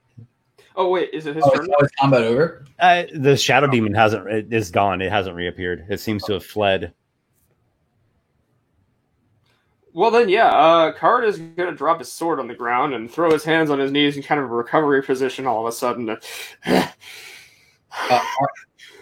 Arlen, that's powerful spell.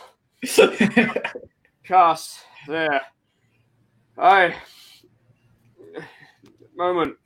I have once again a heart instead of an angry screech owl sewn into my chest. Pecking. Yeah, yelling. Thank you, Arlen. Yeah, Arlen will walk over and sort of like pat him on the back a bit and say, "You did well, Carderock. Thanks for making my spell work so efficiently." Gatekeeper, they're both gone. I think. We should not assume that all the demons have been defeated. Let us secure the temple. Never underestimate. Yes. Good. To do. Dignahar remains wide-eyed, his crossbow bolt loaded into his heavy crossbow. He looks one way, then the other. The thing seems to have buggered off. There could be more. Exactly. Exactly. It could be going to warn the others. He said there was a whole horde of these things. Indeed.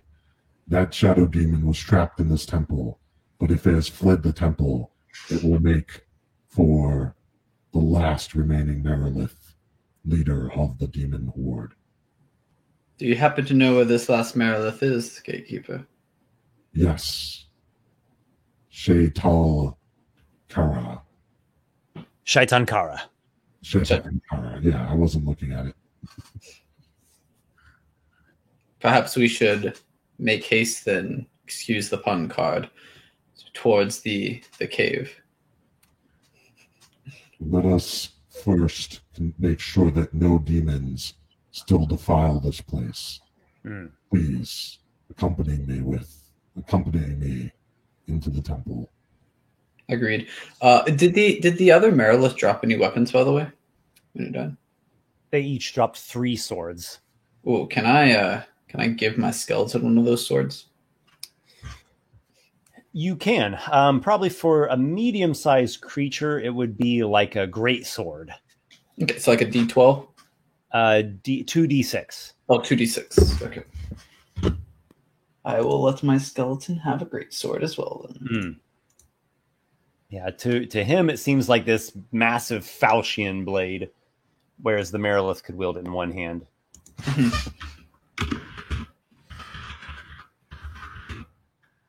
So it sounds like you all are going to look throughout the temple, explore it, perhaps hunt down other demons that might be lurking here.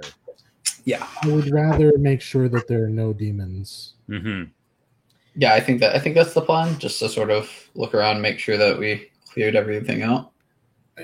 Tell me this first, Esper. I'm not going to be losing gobs of time just going through the temple. I assume it's not super, like, city-sized.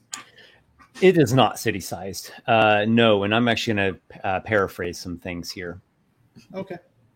So you all go throughout the temple, and indeed you do not find any other demons here. And you are not incredibly shocked by this. They were sealed away for centuries. So you think that they just didn't survive. That said, there is evidence that you behold everywhere you turn that they have defiled the place. Up here was the old effigy of Sortiza, a beautiful statue. It has been defiled, broken. There are holy icons throughout the temple in these various chambers and priest vestibules, and the icons have been cracked, shattered, torn, vandalized, etched over with abyssal signs and vulgar drawings. The place truly has been defiled. The lower stairs go down into the crypt. These stairs here go up into the bell tower. And in none of these places do you find the demons. In the bell tower, there are stairs that go up, up, up, and eventually to the actual tower landing, where there are the cracked bells that ring out this ominous, discordant chime. In the crypt, there are the like hallowed graves of the cult members of the past, priests and acolytes and other devotees of Sortiza. There are sacred wards upon the crypt, and none of the remains have been disturbed nor reanimated. All the bones lie as they were. All the urns are in place. There's even evidence that demons died down in the crypt, maybe smudges on the ground where they melted away. And there is a sealed, like, holy coffer. And if you would like, you can recover what few valuables remain from your temple. The sealed holy coffer. Sure. I mean, we'll restore the temple in time, so I'd rather not leave it in a temple. So, sorry, guys. Not bad. But I'm back. Oh, you were gone? Okay. No, that was actually the vet calling about my dog, so I had to take that. That Okay. could not be one of those ones I could have hold off. Okay. Sorry, I do apologize. No I take it we won. Yes. Am I dead? No. Oh. Wait, I heard a yes on a no. What is it? Not yet. You will die someday. Wait, someday? No. There are no other demons inside here. None survived these centuries of being sealed inside, but they've defiled the entire place. It's all broken. The only place that's in that hasn't been completely demolished is the crypt that has these, hallowed wards over it. And the gatekeeper opens up a coffer, an ornate coffer. Within it are 3 diamonds, each valued at 500 gold pieces. There is, in addition, a fine box that has 5,000 gold pieces worth of sanctified incense. Incense that was prepared and blessed by Sortiza herself. And the third item is a holy symbol of Sortiza. And whoever attunes to this has +2 to wisdom. I have bad wisdom. But do you have an attunement slot? We do have a cleric among us. Yeah, I don't think Actually, I don't think the wisdom's the best actually for Arlen. it would help Drake because that would give him +2 to his AC. Well, +1 to your AC, right? Oh yeah, +1. 2 wisdom is 1 modifier. Yeah, plus to 1 to your his AC. and to your monk DC for your abilities. Yeah, and my clerical DC as well. DC of the cleric You spell. worship Tortiza, or you invoke it. How fluid are your loyalties, Greg? I mean, like, you're all Morpheus, you got, I will somewhere when Drake dies along his coffin or whatever he's buried in, there's gonna be symbols for every god on it. you're just like a guy from the Mummy's Curse who's It's just simple. It's like, which one will work? You're gonna die, and all the gods are gonna look at you and be like, "Well, you kind of didn't choose any of us, so we're just gonna send you to hell." Oh, sure, that's how it works. Well, indeed, there is we'll call it an alliance, a pantheon of sorts of Tortiza, Illus, Dionysus, and Morpheus. Wait, They was all, Dionysus at in certain points, have worked together Heroes. and are, they are a pantheon together. which is that? I actually knew something the that trifecta of Illus, Morpheus, and Sortiza. I didn't know Dionysus was in there. Yep. Okay. that's actually at some point Drake's actually going to want to talk to the gatekeeper and wonder why Dionysus was able to aid her in this battle, because he knows of that alliance. Oh yeah, we'll totally talk about that. I know all about it. Absolutely. But yeah, if you want the holy symbol, the gatekeeper will let you use it. Yeah, well, unless the gatekeeper wants it, because I understand that's his temple. So I'm good. Arlen would be interested in the. You said there was some kind of diamond or something or gem that was. There are 3 gatekeeper diamonds, each takes valued at 500 3 gold pieces. Arlen would actually be interested in. I mean, I know I can't get all 3. He would be interested in all 3. He needs them for his contingency spell. I'm sorry, you broke up there. What was that? Sorry, Arlen would definitely. I know he can't have all 3, obviously, but he wants all 3 because he needs them for a spell. So There are also spells that are used that I use those for as well. I know we both need. So the gatekeeper, how are you asking for these? Because the gatekeeper got them out of the reliquary, and his intent would be to hold on to them. Yeah, Arlen would, after seeing the gatekeeper get them, would walk up and be like, "Gatekeeper, would you mind if I had a few of those gems? They could be quite useful in some of my spellcraft." What purpose would you put these to, Shepherd? Shepherd, man, it's great. No, I would put them to the purpose of assisting myself as well as our crew in our future endeavors. Perhaps when we go to this cave to fight the last Merilith, it could come in handy. What specific spell do you have that requires them? I guess I could just say the spell. I need it for a contingency spell, something that can offer me some protection in a worst case scenario. I would be willing to let you have one of them if that is satisfactory. They are also used in a spell that I have that can raise recently fallen allies from the dead. Ah, you can raise the dead then, I see. So we're not that much different, are we? It is not so much raising them from the dead as revivifying the body before the soul has had a chance to flee it. It is a So breath of life, if you will. I consider what I do somewhat of a breath of life as well. But yes, I will gladly take at least one of the gems. Necromancy is not the same. Arlen will kind of scoff at that. Although he acknowledges it's not exactly the same, he sort of is a little annoyed that, you're allowed to do this and it's okay, but it's not okay when he does it, right? He's basically saying it's like a double standard, sort of.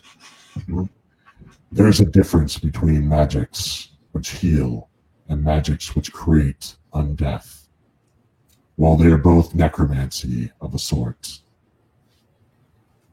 undeath only brings suffering and pain unless it is used for a good reason. I believe that what I use my necromancy for is for a good reason, and At least I do not have to rely on the gods to get the job done.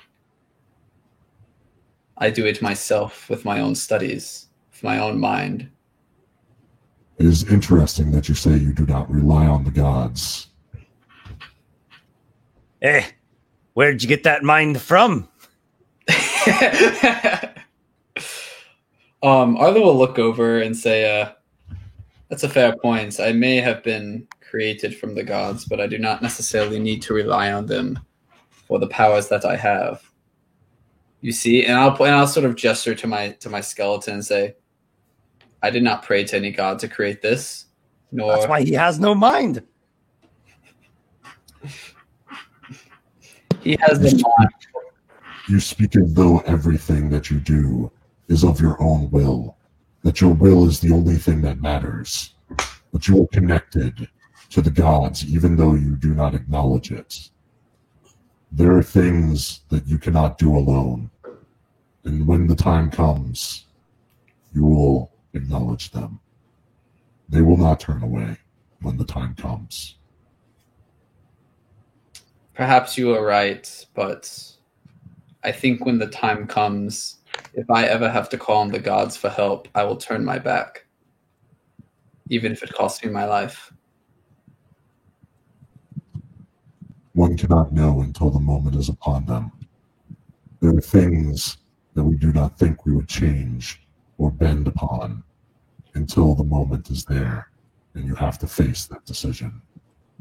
I agree. Not even the Shame gods. that you did not take the trials. It would have been interesting. I agree. Not even the gods can tell every possible future. We should not delay. Let us take what we have gained here and continue on to face our true opponents in the chasm, the skull. I agree. Agreed. I believe that it is best to clear this out as quickly as possible. The longer we delay, the more their forces have to grow and gather strength. We should not delay much longer. Gatekeeper, again, I will walk beside you as you lead us to where we must go next. It is not a difficult place to find, but I will lead you. You know these lands better than we do. We've only just arrived and came straight to this temple, so have not had time to truly explore. I know these lands, yes, but I cannot see what has been shrouded in darkness for so long. There are many things that the Merilith may have set up in their domain that I cannot know. So we should still be fully aware. Do not count on me to guide you in that place. Of course. At least let us get to there. If you can get us to there, then I think the rest of us will be able to aid you in clearing them out. We do not hold it for granted that you would know what happened in centuries past while you were, building. The gatekeeper will begin walking towards the entrance of the temple and begin heading in the general direction of Shaitan Kara. Yeah, I'm never going to remember that. As the gatekeeper walks forward and sort of like away from Arlen will sort of mutter under his breath and say, perhaps you should pray to the gods and they can tell him what everything is. Just sort of as it's funny that you say that because I was totally going to use the augury stones, Yeah. Oh, just a quick little caveat. Did you give Arlen one of the diamonds? I gave him one diamond, yes. Okay. One of them, I will keep the other two. Out of curiosity, did Drake take any damage while I was away? So I can, if I need to do hit. Okay. No, you did not. And you said they're a diamond worth 500 gold pieces, right? Worth 500 gold. Okay. And the magical, the holy symbol needs to be attuned. Correct? Yes. Yeah, so short rest. Yeah. Okay. I don't think we're taking a short rest. I think we're just going straight away. Or I'm fine with going straight away. Let's just get going. Drake's not going to worry about being attuned to it right away. Very well. You all also achieved a half milestone from that. Hey. I do actually have a question. So you're a half mouse. So let me write that down before I forget. So this is a temple. Is there like a graveyard around? No. Arlen, do you remember what Drake promised the gatekeeper? Oh, I'm aware. I'm still asking Esper. Is there a graveyard around? This is not a conversation that he's having with us, Drake. But You have not seen anything that you would call a graveyard, though there was the crypt, there was the hallowed crypt below the temple. Is there would Arlen have time to go to like look around there a bit, like in this little time that we're just searching around? Yeah, you all already went down there. Okay. So, I mean, if there's something that you wanted to do while you were down there, then you can let me know, and that's fine. Sorry, yeah. Arlen would have liked to try and find some corpses. Yes, Esper. Please tell him what he finds. What's behind door number 1? In what way are you going about searching for corpses? Like you see alcoves in the wall with skeletons. Yeah. You see some urns as well in alcoves. And there's a couple stone sarcophagi of the remains of high priests of the cult back in its day. Okay, so clarification. Usually Arlen wouldn't care if they were high priests or not. However, since the gatekeeper is here, he will at least not go for the high priest. He'll go for just the skeletons that are sort of like on the wall. If I find any. Okay, so here's 2 points of consideration. One, the gatekeeper's right there. Oh, he's right there still? Okay. 2, it's been made very clear that it's been hallowed out. Not out, but hallowed, like Just protected. Putting something into and perspective. defilement and Okay, yeah. If the gatekeeper's right there, then Arlen won't do anything. Okay, that's fair. I mean, I'm sure you could sneak in there when I'm not down there right at that second. Yeah, that's sort of what I'm. That's Question. sort of what I'm Here's the trying. question: how Point of much are you consideration. willing to risk on this, Arlen? Yes, because it's pretty risky. Yeah, And 2, the demons were here for hundreds of years and couldn't even defile it. yeah. I won't do anything. I won't do anything this time. It's a little risky. I won't do. Otherwise, you haven't seen any graveyard. The closest thing I could possibly compare a graveyard to is you came across this pool of blood in the ground, and there were these forming vampire spawn things writhing around in it. Yeah. Arlen won't do anything then for now, especially since like it probably is a bit dangerous.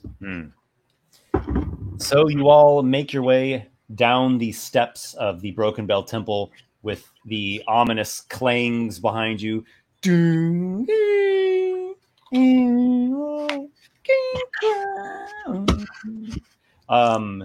the dry winds sweep across the wasted landscape, across stones and gravelly ground.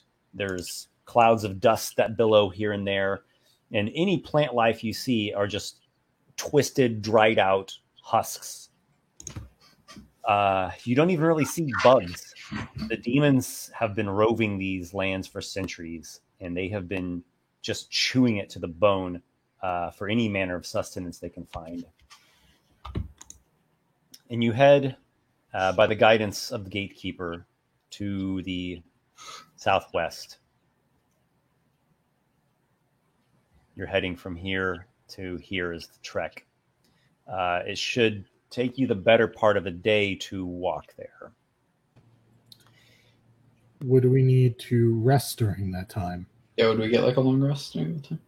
Well, even you all tell me what you want to do. The gatekeeper has said that now that he's returned to his original form, the wards over Gitzgrond are fading, and eventually they're not going to hold the demons within the region, and the demons will find that out. Tell me, Gatekeeper, how long do these wars of yours last, now that you're not holding them up anymore? It is uncertain. The will of Sortiza is what manifested and gave them their power. I was but the anchor point. Her will manifest and remain for a time, but I cannot say. I'll give you this. You are intimately connected with the wards, the bindings placed over Gitzgrond. Okay. You can sense it. You can feel it in the air. It's certainly less strong than it was just a bit ago, but you don't think it's going to completely expire within the next hour or so. Maybe in a day, maybe in 2 days, maybe in 3 days. It'll be very soon. So I'll give that information to the party, but Esper, would I know when it ceases, when it goes down? Yeah. And will I know if any demons are attempting to get out? You wouldn't sense an escapee demon per se. Not just like that. Maybe there's something you could do with the augury stones. Sure. Well, unfortunately, the augury spell can only see ahead 30 minutes, so it can't really tell us anything too specific. However, I will tell everyone. I believe that we would have time for a rest if there are abilities that you spent during the trials. But we should not take more than a day, because it is uncertain whether the wards will be able to last beyond that time. If it does, perhaps, Arlen, if we are going to take a rest, you could do Liam's tiny hut one more time to give us a safe place to rest. Yes, I can definitely give us a safe way to rest if we do decide to rest. It would be quite nice as well to replenish some of my arcane powers. Does anyone... Yeah, outside of roleplay, I don't necessarily know if I need it per se, but if it takes a day to get there, I have to recast my mage armor, and I have to recast my animate dead, so I'm going to lose 2 more spells within the day's travel. This actually comes down to something from last session. When we did the trials, Drake used pretty much all but 2 of his key points. Mm-hmm. So when he was revivified, did he gain those key points back, or were those not? He did not. He has not yet taken a short rest. Okay, yeah, so Drake definitely needs to take a rest so he can get those back. Yeah, because all he got back was his hit points. At least a short rest for Arlen. A long rest would be better. Have any of you taken damage or wounds? I have not. All I have taxed myself with in a day should be replenished. Thanks to Dick Nahad here, I didn't take any damage either. Let's hope that my shooting stays just as keen against whatever comes next.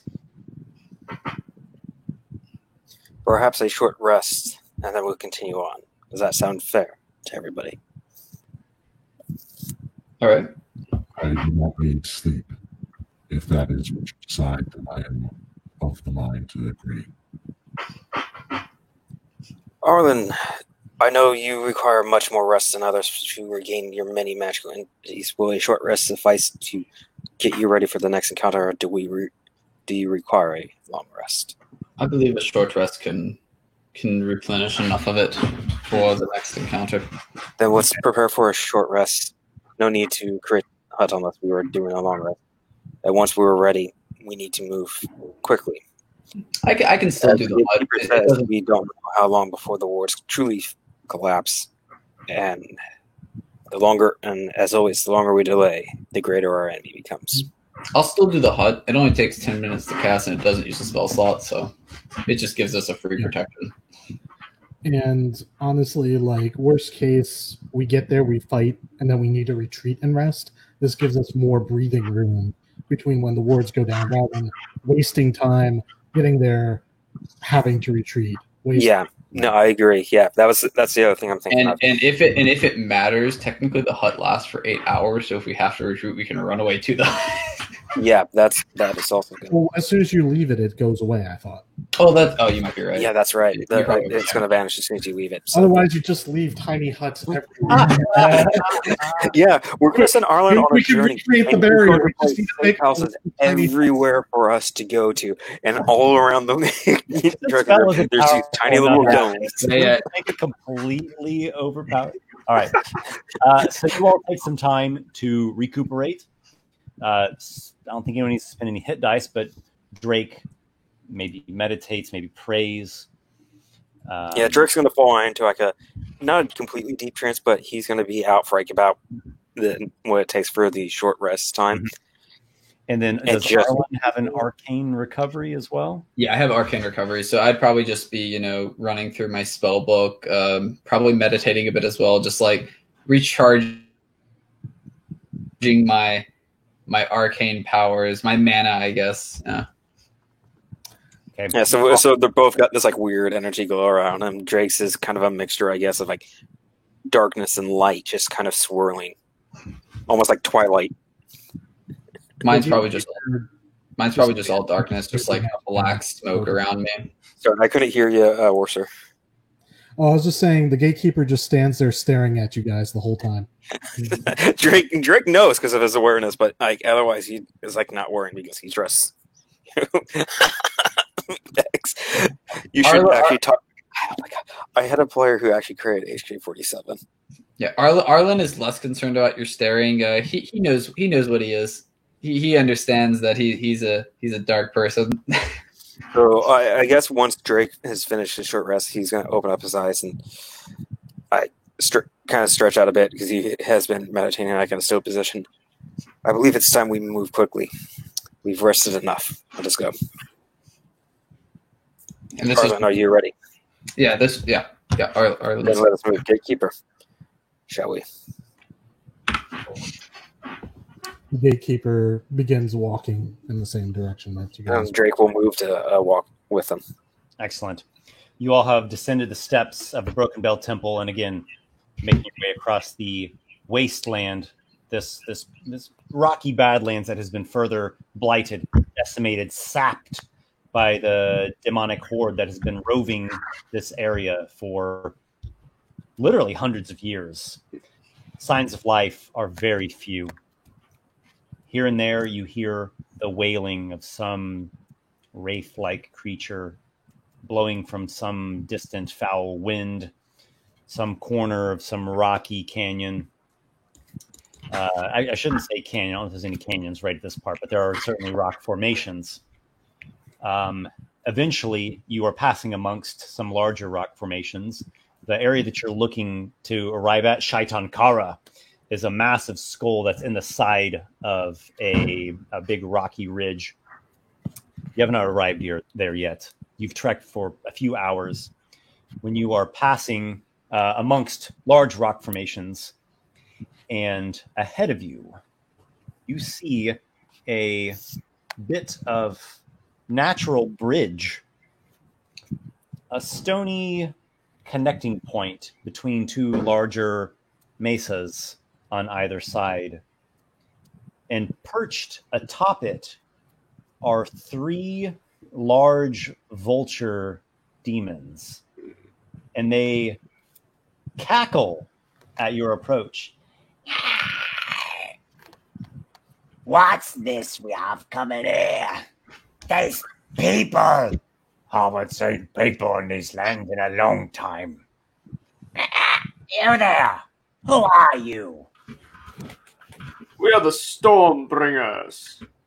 Aye, Stormbringers. I haven't seen a drop of rain in years. What storm have you brought? The one that spells your doom if you don't shut up. Oh, you've got jokes, do ya? Seems you do too. What did the jester say as he was feasting upon the man? Sounds like something you would know better than I. It's supposed to be a demon jester, you dumb shit. I'm telling this joke. A demon jester eating a man. This tastes funny. You both got it wrong. It's a demon-eating adjuster.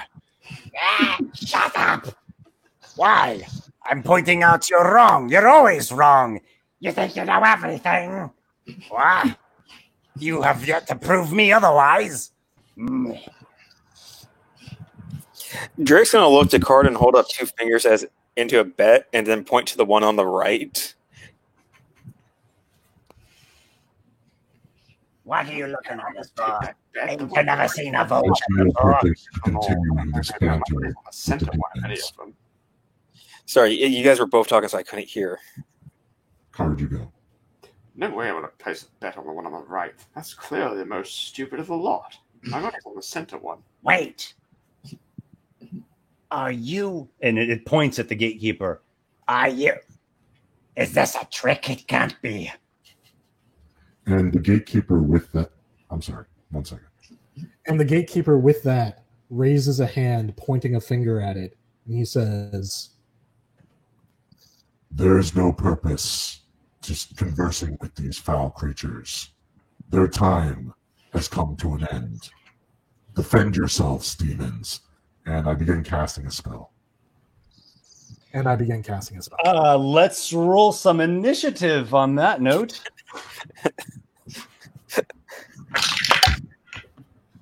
I was hoping to see if we could get them to bicker enough that they start fighting each other. Is what I was aiming for with doing that bad. I got a 2. I have gotten an 18. Card has a 16 this time. Much better than a 7. Wait, I got a higher than what? What? How did I get higher than the He's game? wearing heavy armor, so he's. I I'm never said that I was, dexterous. I'm not even. I figured out what. I have a general idea of what the gatekeeper is, but there's still some mystery behind it. I rolled a natural 1, so Yeah, I'm wearing heavy armor. Very well. Who has the highest initiative? I do with 18. I'm betting. Okay, 18 Drake. oh yeah, my skeleton. Oh, Is... I forgot. I got it. Oh, actually, wait, Drake. My skeleton got an 18 as well. Okay. Does not matter. I still have fire.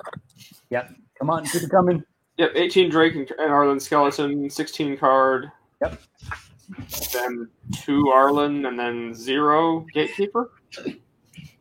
Initiative 0. Huh. I literally beat the gate. You know, as once again, not to call worse, you always seem to build these powerhouses, so always bring out the hammer last. So thank you for bringing the final hammer when we need it. I think it's going to be good. I honestly built around going not first, so it should work well. No, I've actually noticed that, and I actually think that's really cool because it's completely different from Noxwell, who always seemed to be wanting to go first on his stuff more. I mean, Noxaqual was a glass cannon. It was Yeah, hit him with a missile launcher. yeah. Is that- Which Roughly the order you all would be moving in. I think so. yeah, I would say there's It's about. Arlen, yeah. Also, if they only took a short rest, you guys still have your death wards. It's 8 hours. What? Wait, what's that? Oh, that. Oh, I don't have that. Okay. Okay, so here we have the raised rocky bridge atop these formations. Here are 3 savage and rather foul-mouthed and sassy vulture demons. Vultures. Yes, vultures. Drake, you are the quickest of the lot to react here. What do you do? What's the lighting condition like? Daylight. Okay, so Shadow steps out. How far are they from me? They are. Let's see, it's 90 out plus 40 feet up. So we'll just say that rounds to Yeah, like no, so there's no way he's gonna be able to get to him within turn. Well, you are known to be quite mobile. Otherwise, Yeah, I can. Drake can definitely get there, but all right. Actually, Drake's gonna move. Is there any shadow in the area from the cliffs and stuff? Let's see. There are some shadows, like, maybe we'll just use the ones I that mean, are. if this has elevation, there have to be shadows. Yeah, but I was hoping they'd be closer. Okay. in the Alright. shadow of the what would we call that? The slopes or the escarpments of the rock formations, the walls, the rocky walls. We'll just use wherever there's like shadows drawn on this map. Yeah. Okay. So then, would say the Okay, so we do that. Yeah, that's still out of range. Drake's going to move up to the right. His movement, so 45, into the shadow areas there. Up to the left. Yeah, up to that direction. Yep. So like once he's in the shadows, I am going to ready an action. If they come within melee range, he's going to strike at them. Okay. But otherwise, that's going to be his turn. I mean, you could probably. Actually, wait, hold on. Hold on 1 second. I might be able to do a spell here. Okay.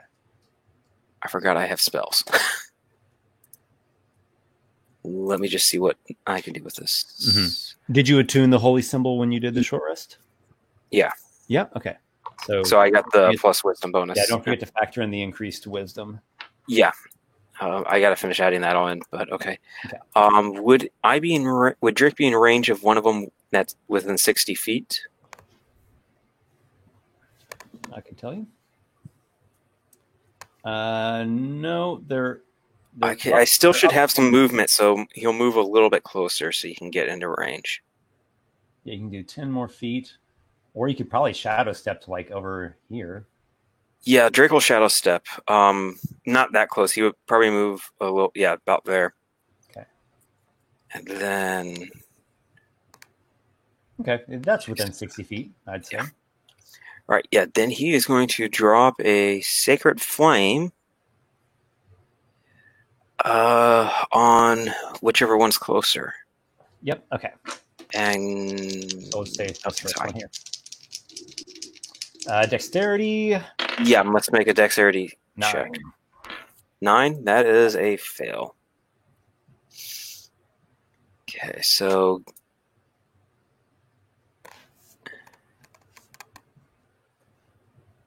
All right, so you take 1d8 of damage. Should be higher because you're level 12. Should be 3d8. Oh, I thought that was cleric level. Actually goes off your whole character level. Oh, wow. That's a lot more damage than I thought I would be doing. Mm-hmm. That's awesome. Classes that grab a couple cantrips can still be effective. Yeah. Okay, that's actually really nice. That's a lot more than I thought I was going to get. You are level 12. If it was only 1d8, that would not be so cool. Well, I don't have any other range I could really do much other than the darts. Yeah, this is a totally legit one. Okay, that is 16 points of damage. Very nice. All right. I did not realize that was total level. And that is radiant damage. If that, Esper, that is radiant damage. If that means anything. It is fully effective, so that is good. Okay. The skeleton of Arlen. Do you have a command? I don't think it has range. It has a short bow. Yeah, it has a short bow. Is that within range? It has a 80 out of 320. All right, attack with disadvantage for long range. Right. Twing, twing. Roll my dice. No, I don't think it hits. It's a 14. It is a narrow miss. The Varrock dodges out of the way. Almost got it. Okay. Carderock Hawkness. All right. So you mentioned they were 90 feet away and 40 feet up. So a full move for me would get me to within 120 feet. Correct?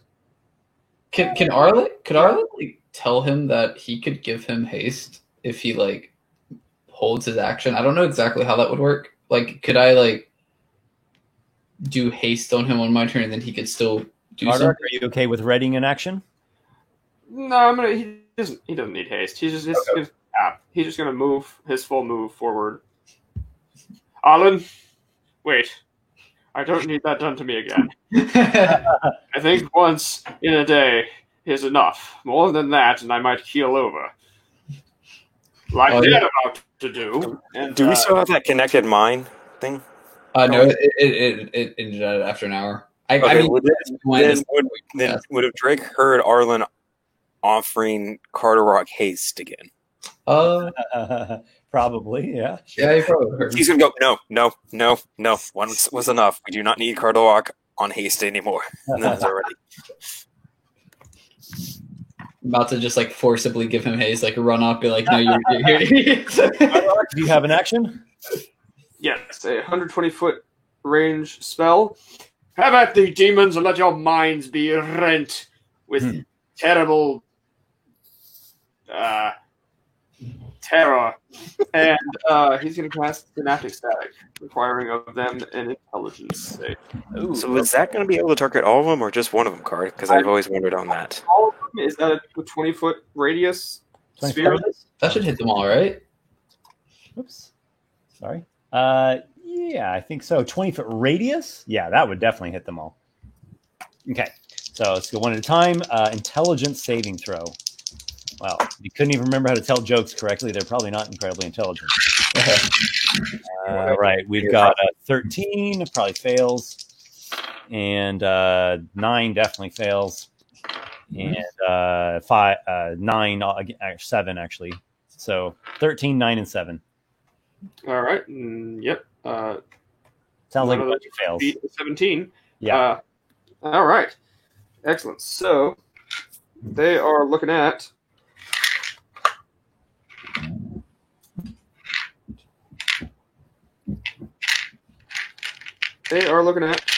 an even 30 psychic damage. 30. And have muddled thoughts for a minute, which will cause them to roll a d6 and subtract it from all attack rolls and ability checks, as well as Constitution saving throws to maintain concentration on spells. And they can make an additional intelligence save at the end of each of their turns to shake that off. I need to get that spell in my spell book. It's a pretty good one. Synaptic Static is a fun one, yeah. Yeah. It is a good one. All right. Very nice. You blast their minds, which are not the most keenest or intelligent of minds in existence. They reel from the psychic assault. You have damaged all 3 of them, and they begin cackling, shouting, shrieking, sending abyssal syllables into the air. They take wing, spreading out. I see that Drake over there. Yeah. All right, spreading out as they do so. Quite a bit spreading out. Let me see what kind of speed they have flying. Oh, yeah, they can fly quite a lot. All right.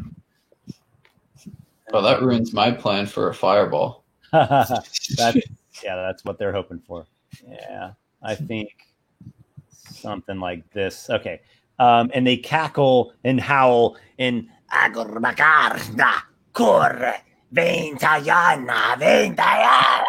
they're doing something, each of them, all 3 of them. I'm going to start with the first one here. Whatever it was trying to do, it did not work. And a great look of disappointment and frustration comes over the thing. This one here indeed fails as well. And this one here succeeds on his task. And he calls into existence another one of the vulture demons. Yeah, and there is a 4th vulture demon now in existence. Esper, can you tell me what's their elevation right now? Feet up at the moment. They are I'm flying. sorry, what? They're all flying, and they're at plus 60. 60. Thank you. Yep. And they're continuing to make some strange abyssal utterances. Does anyone speak the abyssal tongue? Hold on, let me check. I do speak abyssal. I speak all of these like crazy languages that we've been encountering. you hear them chanting this phrase over and over, and as far as you can make it out, it's saying like "rise up" or "come up, shark of the land," something shark of the dirt shark. It's a very strange thing they're saying. They're speaking nonsense, my friends. Something about a shark and from the land going up there. I'm not 100% sure. It's quite strange. They don't seem to be the most intelligent of people or demons. Is this a potential nature check triggering situation here to know what that is? Yeah, that's actually a good question. Yeah, It's familiar. Well, I'm just getting some range on his crossbow. I think he's good. I don't know if we have time for much more than just a quick comment from Arlen, just like a free action thing. Yeah, that's not Card's turn anyway. Yeah. Yeah. Dignahar is like, positioning himself, loads up a bolt, squints and takes a shot, seeing if he can shoot this thing out of the air. So here we go, the heavy crossbow in long range. Unfortunately, still long range. Okay, here we go.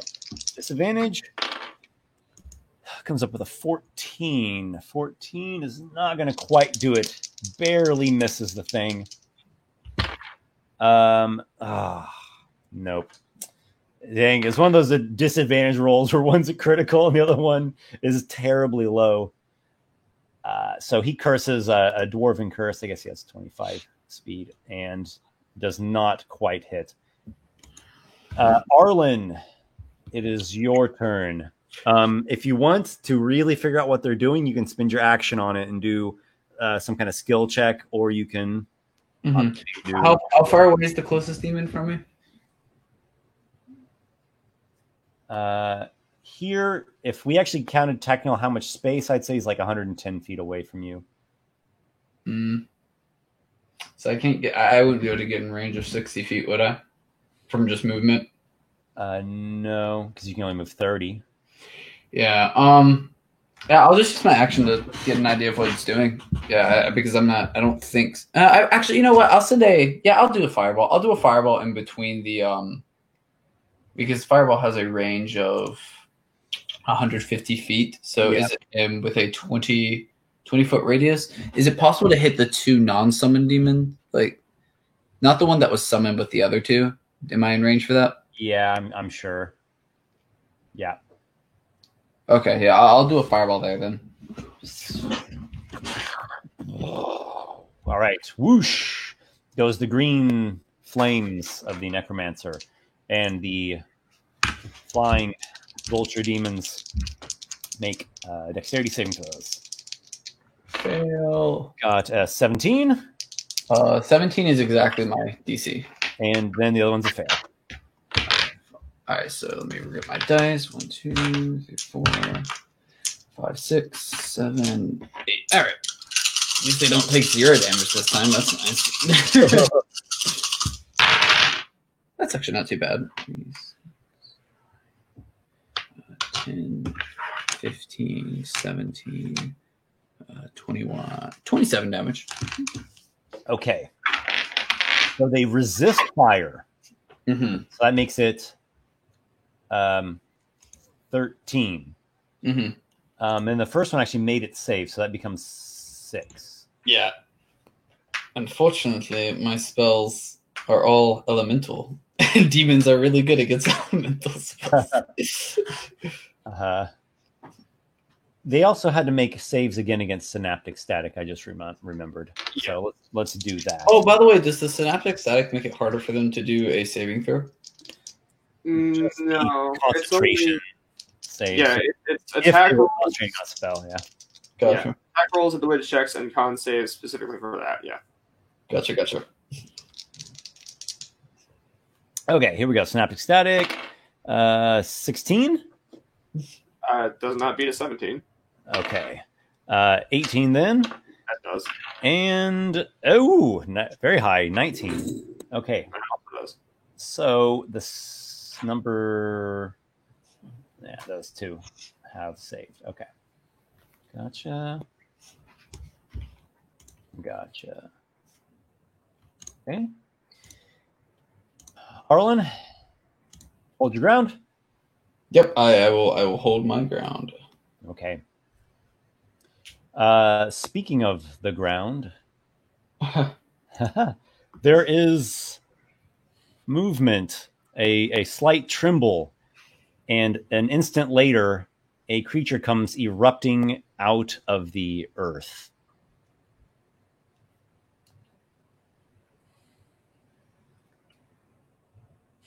I'm just pulling up the token. Is this a purple worm? No, it is not a purple worm. It looks like this.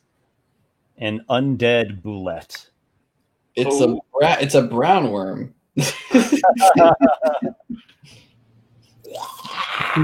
Land shark. The thing erupts out of the ground.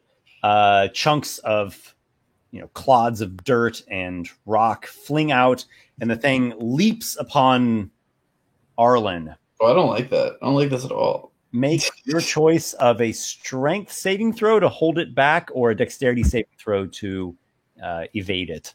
Oh, I can choose? You can choose. Oh, dexterity. I have -2 to strength, so. The dexterity saving throw, you said? Yeah. All right, come on. That's actually really good. I got a 19. You take half damage.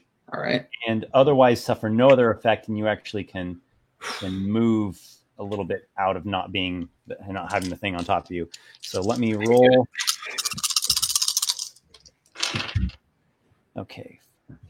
25. It's 30, so half is 15. Oh, okay. That's not too bad. The 30 would have been really bad. And here comes the second one. Going for. I thought it was going to attack me again. Har. I was like, oh no, I have to fight 2 of them. Gatekeeper, your choice: strength or dexterity. Strength. Okay. Is it a saving throw? It is. Or...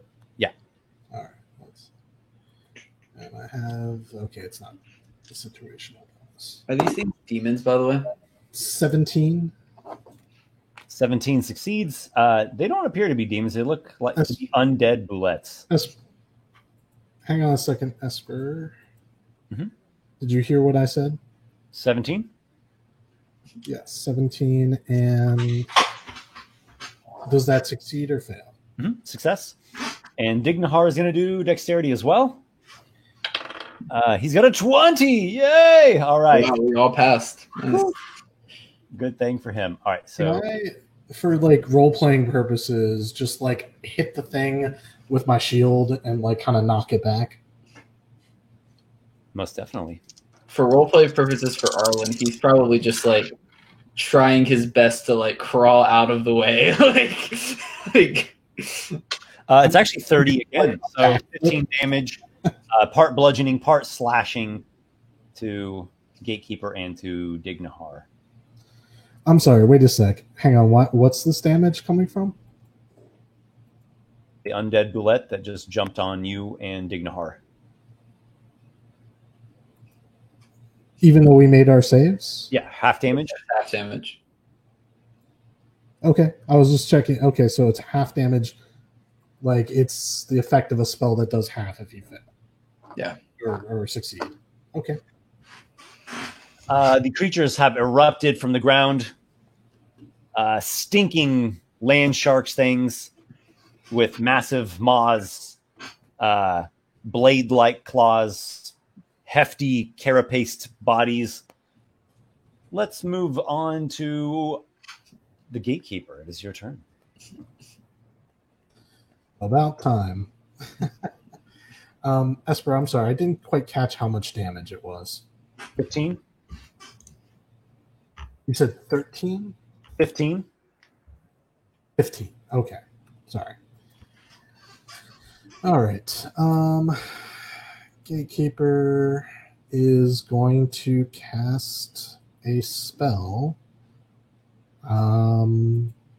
It's the same spell where the rocks all begin to like float around him and do crazy stuff. And I need this undead bullet next to me to make a strength check, not saving throw. Okay. Okay. 13. I got a 16. So the bullet is lifted into the air 30 feet as I just like hold it with telekinesis. And it's restrained, and then I'm going to point a finger at it, and as a bonus action, using a special ability, Esper, I'm going to hit it with a spell, a cantrip. Nice. So I have advantage because it's restrained on the attack roll. Tell me, does a 25 hit? Oh, yeah. Okay. I need a bolt of fire shoots out of my finger and goes to hit it. I think it's either 2d10 or 3d10. 3d10. 3d10, yeah. Oh, God. Went off the table. All right. 20 fire damage. Excellent. For you, at least. Not for it so much. And, yeah, that seemed quite effective.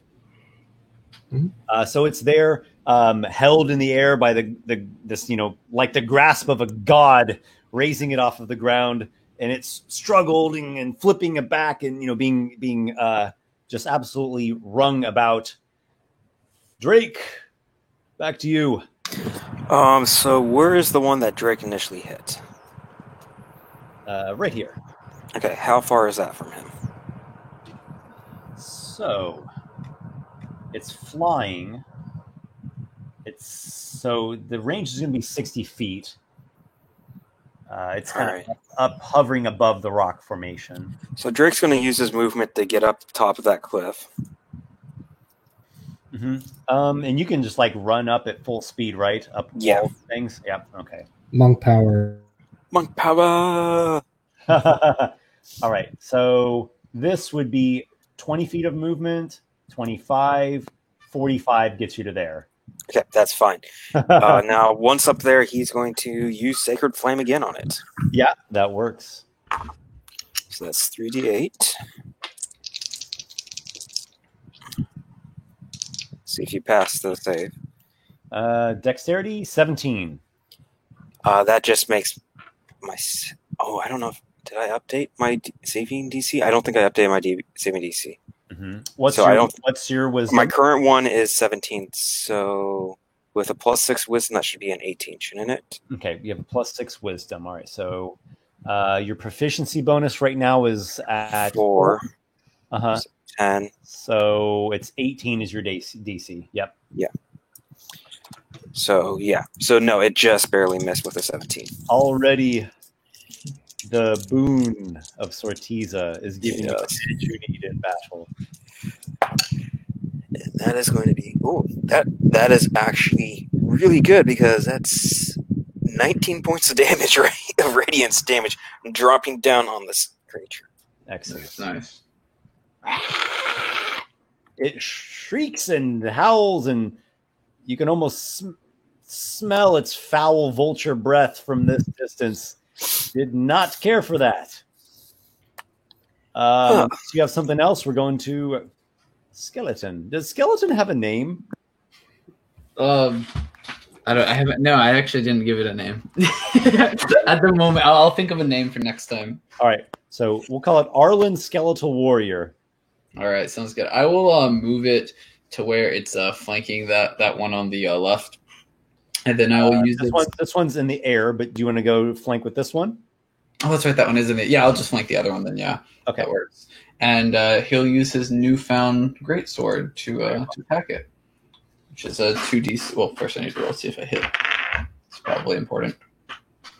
Should I use? I should have asked that actually. Should I still use this? Should I use the same pluses for the attack that the skeleton normally has, or should I use something different?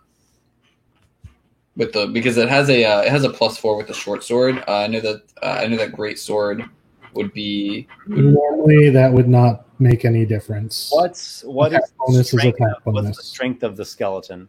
it's +0. It's a 10. Ah, okay. Yeah, So that's why I'm so asking. you only have a +2 to hit with the great sword. +2 to hit. Okay. Yeah. That makes The sense. short Just sword, yeah, so it can use its dexterity, which is higher. I got a 5. Okay. It awkwardly swings the heavy demon weapon and Feels bad. just does not pull off a worthwhile attack there. Sad face. Carderock. Alrighty. So, well, Carderock, are you sure you don't want that haste now? Because I could definitely use some help over here. yeah, no, there's no way he's getting the rocks.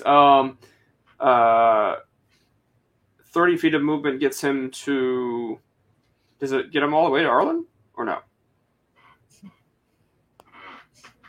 30 feet would be here. So you're like 10 feet away from the undead Bullet. Then he will do a blade flourish. As those replenish on a short rest, he has 5 of them to spend. That extra 10 feet of movement should then get him to that the one attacking Arlen, right? Very nice. Oh, and you get flanking too. It's nice. Indeed. Yep. Flanking on that. And yeah, he's going to make an attack. This will be the other one's 10 feet away, not 5 feet away, so slashing flourish isn't that beneficial. This will be another defensive flourish. Mhm. Okay, with advantage. No, it's not advantage. It's +2 Yep. for flanking. Okay.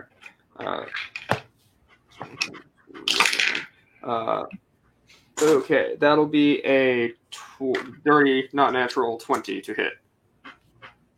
It is sufficient. You have struck the stinking Bullet. All right, we'll save his remaining 1 first level spell after spending this for later, but he will spend a first level spell to smite it, which I'm assuming it qualifies as the extra D8 for being undead. Yes. And it's going to roll all that pile of dice, that familiar now pile of dice. And we 32 damage. Whew, that's a good hit there. The average. That's a good hit. Okay. 32. Well struck, Carderock. Do you have another? He does have a second attack, yep.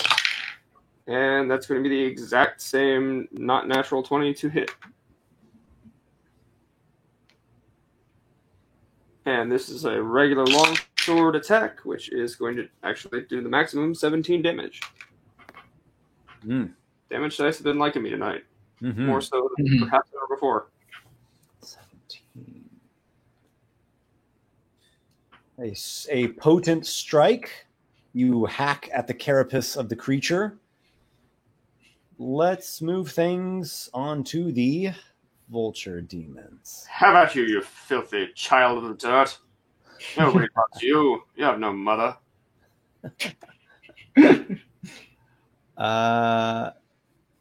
This demon here is going to come swooping down. Attack. Don't attack me. Attack Dignahard or the skeleton. They're exposable.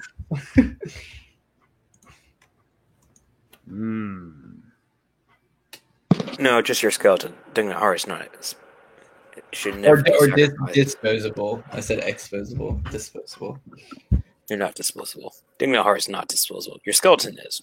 I'll just bring Dignahard back to. I'll just animate him. It'll be fine. Everything will be fine.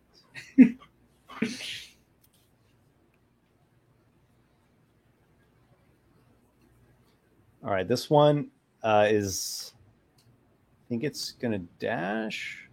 Let me make sure. That's the one that was not synaptic. That was the summoned one. Yes, that's the summoned one. So it should be at full health as well. Yeah. They also, 2 of them have now shaken off the effects of that. Only one is still affected. Mm-hmm. Yeah. Just make sure to mark which one for easy remembering, because we may I've got it pauses. marked. But if you guys need me to remind you, I can easily. It'll come up because we'll probably be pausing this fight at some point. I doubt we'll finish it tonight. Yeah, that's fine. We could pause it if you guys want. I think it's fine. Not yet. I'm just saying. I still got a little left in my tank. We can keep going. I know how long combats take, and we're not going to be done another round. This one lands, but it's taking a dash to do all that moving. Awesome. Okay. It's right where I want him. Actually, same for me. Like, I have a lightning bolt, so.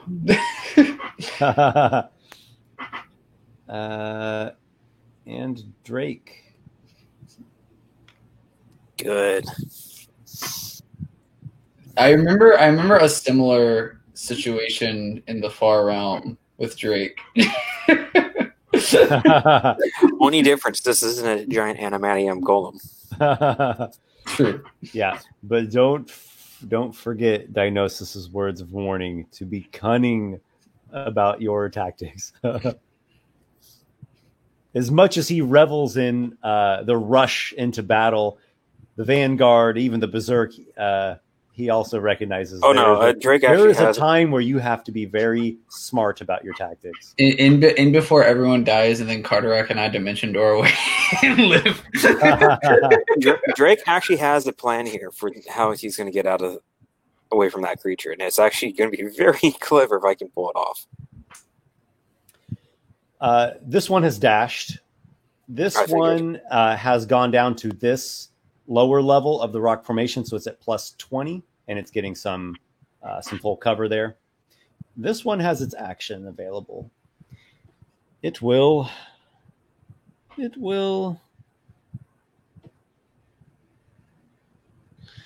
think it's going to do a screech, a horrific screech.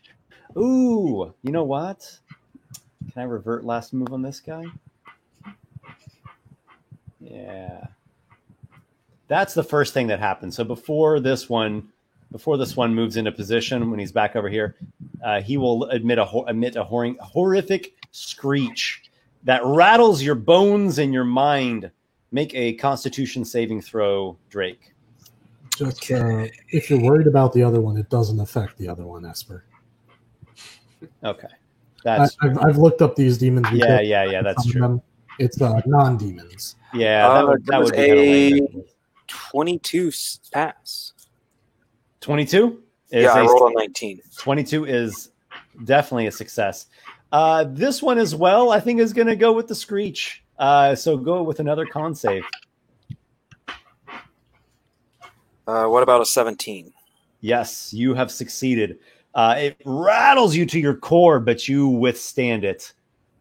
Let's go to Dignahar. Dumb things! He's doing a bit of cursing in the dwarvish tongue.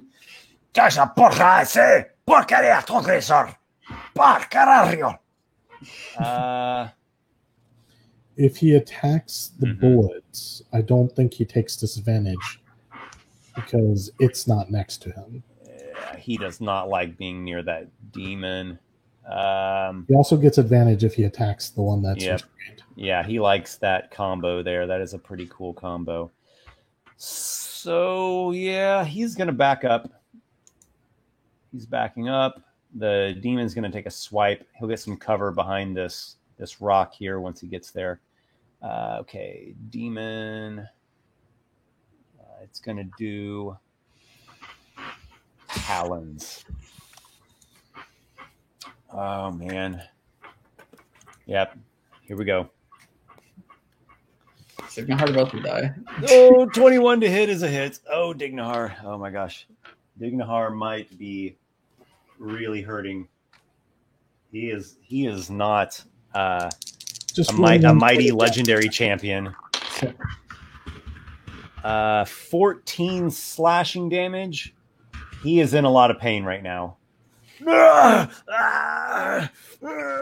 He grits his teeth and takes his shot at the restrained undead with He has advantage. advantage. Yep. So let's hope this was worth him paying that price to get over there. I mean, if he didn't do it, he would have gotten screwed up anyways. 21 is a hit. Second shot. Even higher. All right, he hit twice. That does a total of 17 piercing damage to the undead bullet.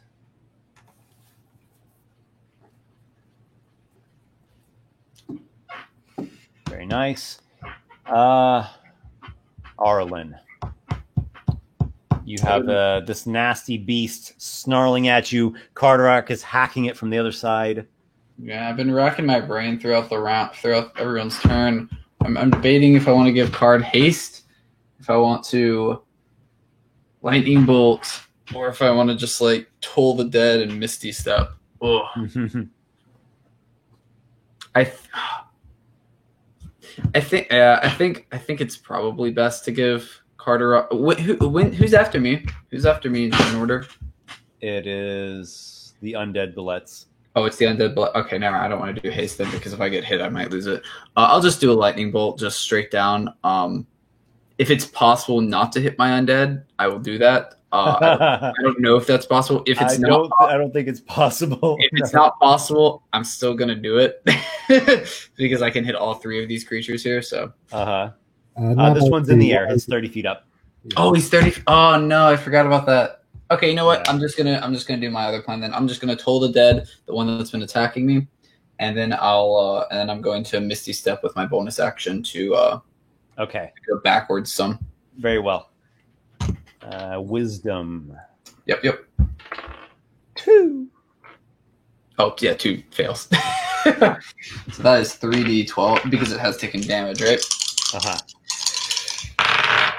Man, D12s can sometimes do some work. This isn't as much as last time. It's 14. Still reasonable. 14. It does resist the necrotic damage. Oh, resist necrotic. Wow. 7. Okay. All right, and then I will use my bonus action spell, Misty Step, to back away a bit. Okay. Where would you like to go with the Misty Step? Is it possible to get on top of that thing over there? I don't know. Yep, I'll get up there. There you go. You are 10 feet up.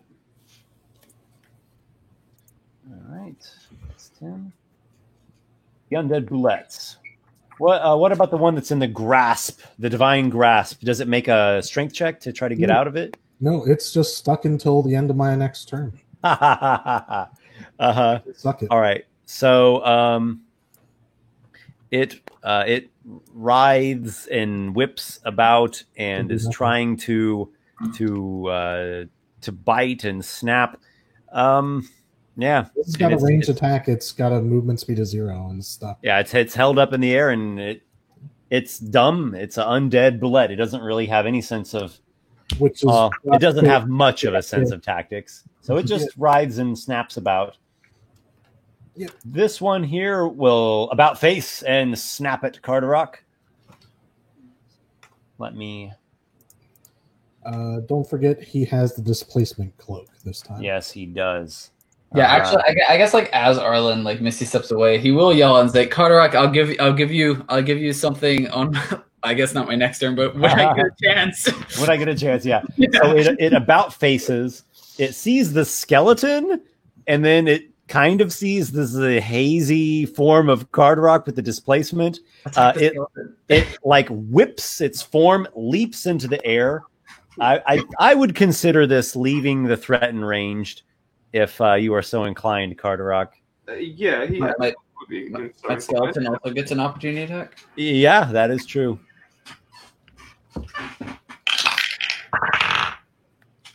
No. It is not natural, but that will be a 20 to hit it. I got a 6. You and those dirty 20s. Yeah. Get out of here with your 6. He's trying the best he can. He's only made of bones. He would hit like a gelatinous cube with that. He has no muscle. I imagine the skeleton like trying to wield this like big demon sword and is like almost falling over swinging the thing. He'll give Actually, I realize he's not flanking anymore. At 18, does that still hit it? It does. Okay, all right. Just making sure about that. Don't want to be the guy that announces the class that we have homework, but yeah. Okay. My So skeleton will give you a flanking when he gets a chance. on that regular weapon attack, that'll be a 15 damage. Okay. Not bad. The thing again whips its form, flings into the air, and tries to smash Carderock and the skeleton. Both of you make your choice of dexterity or strength saving throws. All right. Well, Card has good strength, but I don't actually believe he is proficient in strength saving I throws. will do dexterity. Am I proficient in this at all? Is this considered a bludgeoning, by the way? It's part bludgeoning and part slashing. Oof. Okay, yeah, I'm vulnerable to that. I got a 14 for my dex save.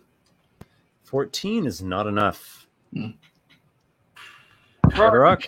So strength and dex are even. Strength he has a +4 2, and dex he's proficient with, so it's +4 bonus. So he will make a strength saving throw to try and grab it midair and pull a straight up wrestling move to throw it. Northern Lights suplex or something like that. And You gotta talk like Randy Savage. oh yeah, brother, you're coming down on me with that? Oh no, I don't think so. You're gonna go flying over there. Yeah, the cream of the crop though is not with him today. That's gonna be a 12 on that save. I'm guessing that's not good enough. Tis not enough. All right, so I'm going to call out the skeleton damage first because he's got the bludgeoning vulnerability. Mm-hmm. 5, 8, 12. He's immune to poison, if that matters. Not in this case. 18. All right. 34. 30. That's all together. Yeah. Oh, you like wrecked it. Yeah, he's dead. Yeah, he had he had HP of 24. So, all right. The skeleton is crushed. And what did I say? I said 34. yeah. It was a 6 less than that to Carderock. It's 28 to Carderock. Okay. And you are knocked prone, Carderock. Arlen sheds a cold tear as his skeleton falls. The skeleton is smothered, smashed into smithereens. But hey, guess what? There might be some bullet bodies to animate. Bullets. Exactly. Gatekeeper. You're repurposing them, taking them away from Orcus. Gatekeeper, what do you do? Yes, well, I've been saving this. So I've got a complicated little thing to do, and I want to roll the dice and then act it out if I can. Sure. So the gatekeeper is like holding this one bullet in the air, and this rock just landed next to him, and he like glares at it. I'm gonna just tell you, I'm gonna be making telekinesis on the rock, so I need you to make a strength check. Unfortunately, this isn't the one that's synaptic shocked, but go ahead and make your strength check. Oh, speaking of synaptic static, I'm going to roll that saving throw on the other rock. Yep. I got a 17 on my... Okay. It failed on the intelligence save for the synaptic static. Okay, strength check. Yep, strength check, not a saving check. Yes. 13. I got a 17, so I beat it. So here's what's going to happen. While still holding the other one in the air, because it doesn't go away till the end of the turn, he turns his other hand on the other rock, and he says, hang on. Your place is with your master in the ground. And then he palms his down and he like smashes. He smashes it flat and like drags it across the ground 10 feet to the north and then 5 more feet to the east, putting it between a clear shot for the dwarf and for Carderock, but not next to them. I don't want him within 5 feet of either of them, so he can't attack them. Yeah, he is let me zoom out a little bit. How far does it go? I can go anywhere within 30 feet. So just if you want to put him right about there, that seems good. Just make sure he's not closer to me. Put him closer to me, man. Esper, no. Esper, between the dwarf and Carderock. Okay. All right. Like that. And he's restrained. His wings are pinned to the ground. He's basically, imagine like if Grant just reversed and was like pinning it, or well, not reversed, but like amplified and pinned him to the ground. But I'm not done yet. Because he's now restrained, he has disadvantage on Dex saving throws. Oh, seriously? Yes, that is Yes. true. Yeah. Relevant. And the power flows through the gatekeeper. I was going to say the masked one for a second. Jeez. Can't give me that secret yet. Die. And he points a finger, and quickening, like channeled energy runs down his arm to the point in his finger. And it forms a little beam of green light that shoots out, and I'm attempting to disintegrate him. On the demon? Yes. So just to clarify how this works, I use my standard action not as a spell, as maintaining it, and this is a bonus action. Yep. Yeah, quicken, disintegrate, right? Let's have it. Let's have it. If it fails, it basically dies. Are we going with the cleric sorcerer? Interesting. Okay, so it's a dexterity saving throw with disadvantage. That is correct. Okay. He does have magic resistance, so it turns it into a regular roll. Yep. If I could give him multiple disadvantages, I would, but just hey, if your disintegrate doesn't work, I'll try mine next turn. 17? Unfortunately, that is enough. Oh man! I have no way to increase or decrease his, because I can't stack. How long does he keep this disadvantage though? Till the end of my next turn, because it's every time I do this, it's till the end of my turn.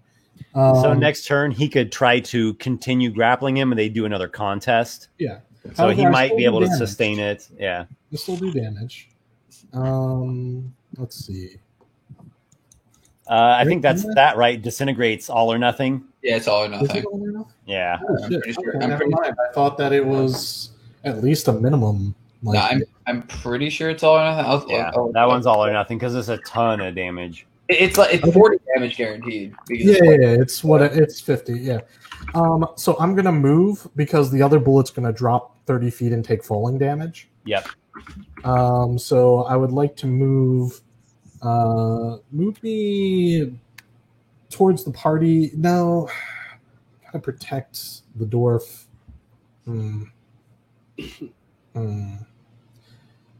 Move me to provide flanking for Carderock. A little more, but you get the general where I'm at. Yeah, at the moment, Carderock is like pinned underneath the thing, but if he can get out, then he would be able to get into a flank pretty easily. Well, I'm providing another threat that might turn around and focus on me. Yep. So. And then this one falls out of the air. 3d6 of bludgeoning damage if you'd like to roll that. You said 2d6 or 3d6? 3? Yeah. 30 feet would be 3d6. Ooh, that's almost max. That is 13. I always felt like disintegrate should be like a lightning bolt effect where like it gets everyone in the line instead of just one. I don't think so. I wish that there was like even just like touch of death gives you like a little bit of damage even if they succeed. That's kind of why I haven't used disintegrate like at all yet, just because it's so risky, you know. Yeah. Well, that's why if he didn't have his magic resistance, he would have been on disadvantage. Yeah. So Disintegrates was one of those spells that it's a little tricky to translate it into 5th edition. The same as the old death effect spells. I feel like it definitely is not as powerful, but let's not talk now. We'll go over it some other time. So let me ask you all, we've just finished out a round. Do we want to pause here?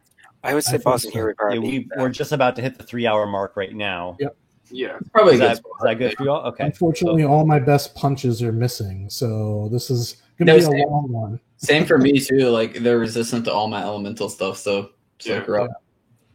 I'm probably just gonna Fireball isn't the end all be all every situation solution. Oh my gosh! Actually, it Use is. more fireballs. It is if you have. It is if you have the. There's a. I don't know if it's a feat or a wizard class thing where you can change the element damage and stuff. Is a Yeah. way, yeah. Yeah. But I'm probably just gonna like give Carter a haste again and let him kill everything. That is amazing. No. I might as well just start punching these things to death at this point. Yeah, no, that's why I'm gonna, here, Card, have haste. Go do like 4 Well, attacks. he is starting to run kind of low on spell slots to use for smites, but yeah. I have a feeling we're probably going to need to take a long rest after this. Yeah, after this, we're gonna as soon as I saw what was amassed against us, I was like, We might have to a long run. rest after this. Don't I hold mean, back. We might have to run. No joke. I mean, like it's kind of dangerous. I don't think so. we're in that I don't think that's what's going to tell me, but I got a feeling that the one that I've been dropping the Sacred Flames on is taking some decent amount of damage, and I have a way to get out of where I'm at. Yeah. Mhm. Yeah, the one that Drake has been damaging that also got hit with the fireball. That No, it was was a synaptic. Synaptic. I I meant just have to synaptic say, Drake, have you learned nothing? You run off ahead. No. Again. No, actually, he has, because if you and I've got this plan. I'm trying to make it work. Well, we'll see how it plays out. Well, the next. one Vrock and the one Undead Boulette both have gotten pretty worn down. I'll say that much. So yeah, we'll leave it there. Another great session, and then we'll move on to our voting for inspiration off screen. Thank you, everyone. Thank you guys for playing. Until next time. Until next time. So next time. thank you, Esper, for DMing. Of course. As always, it is my pleasure. Yeah.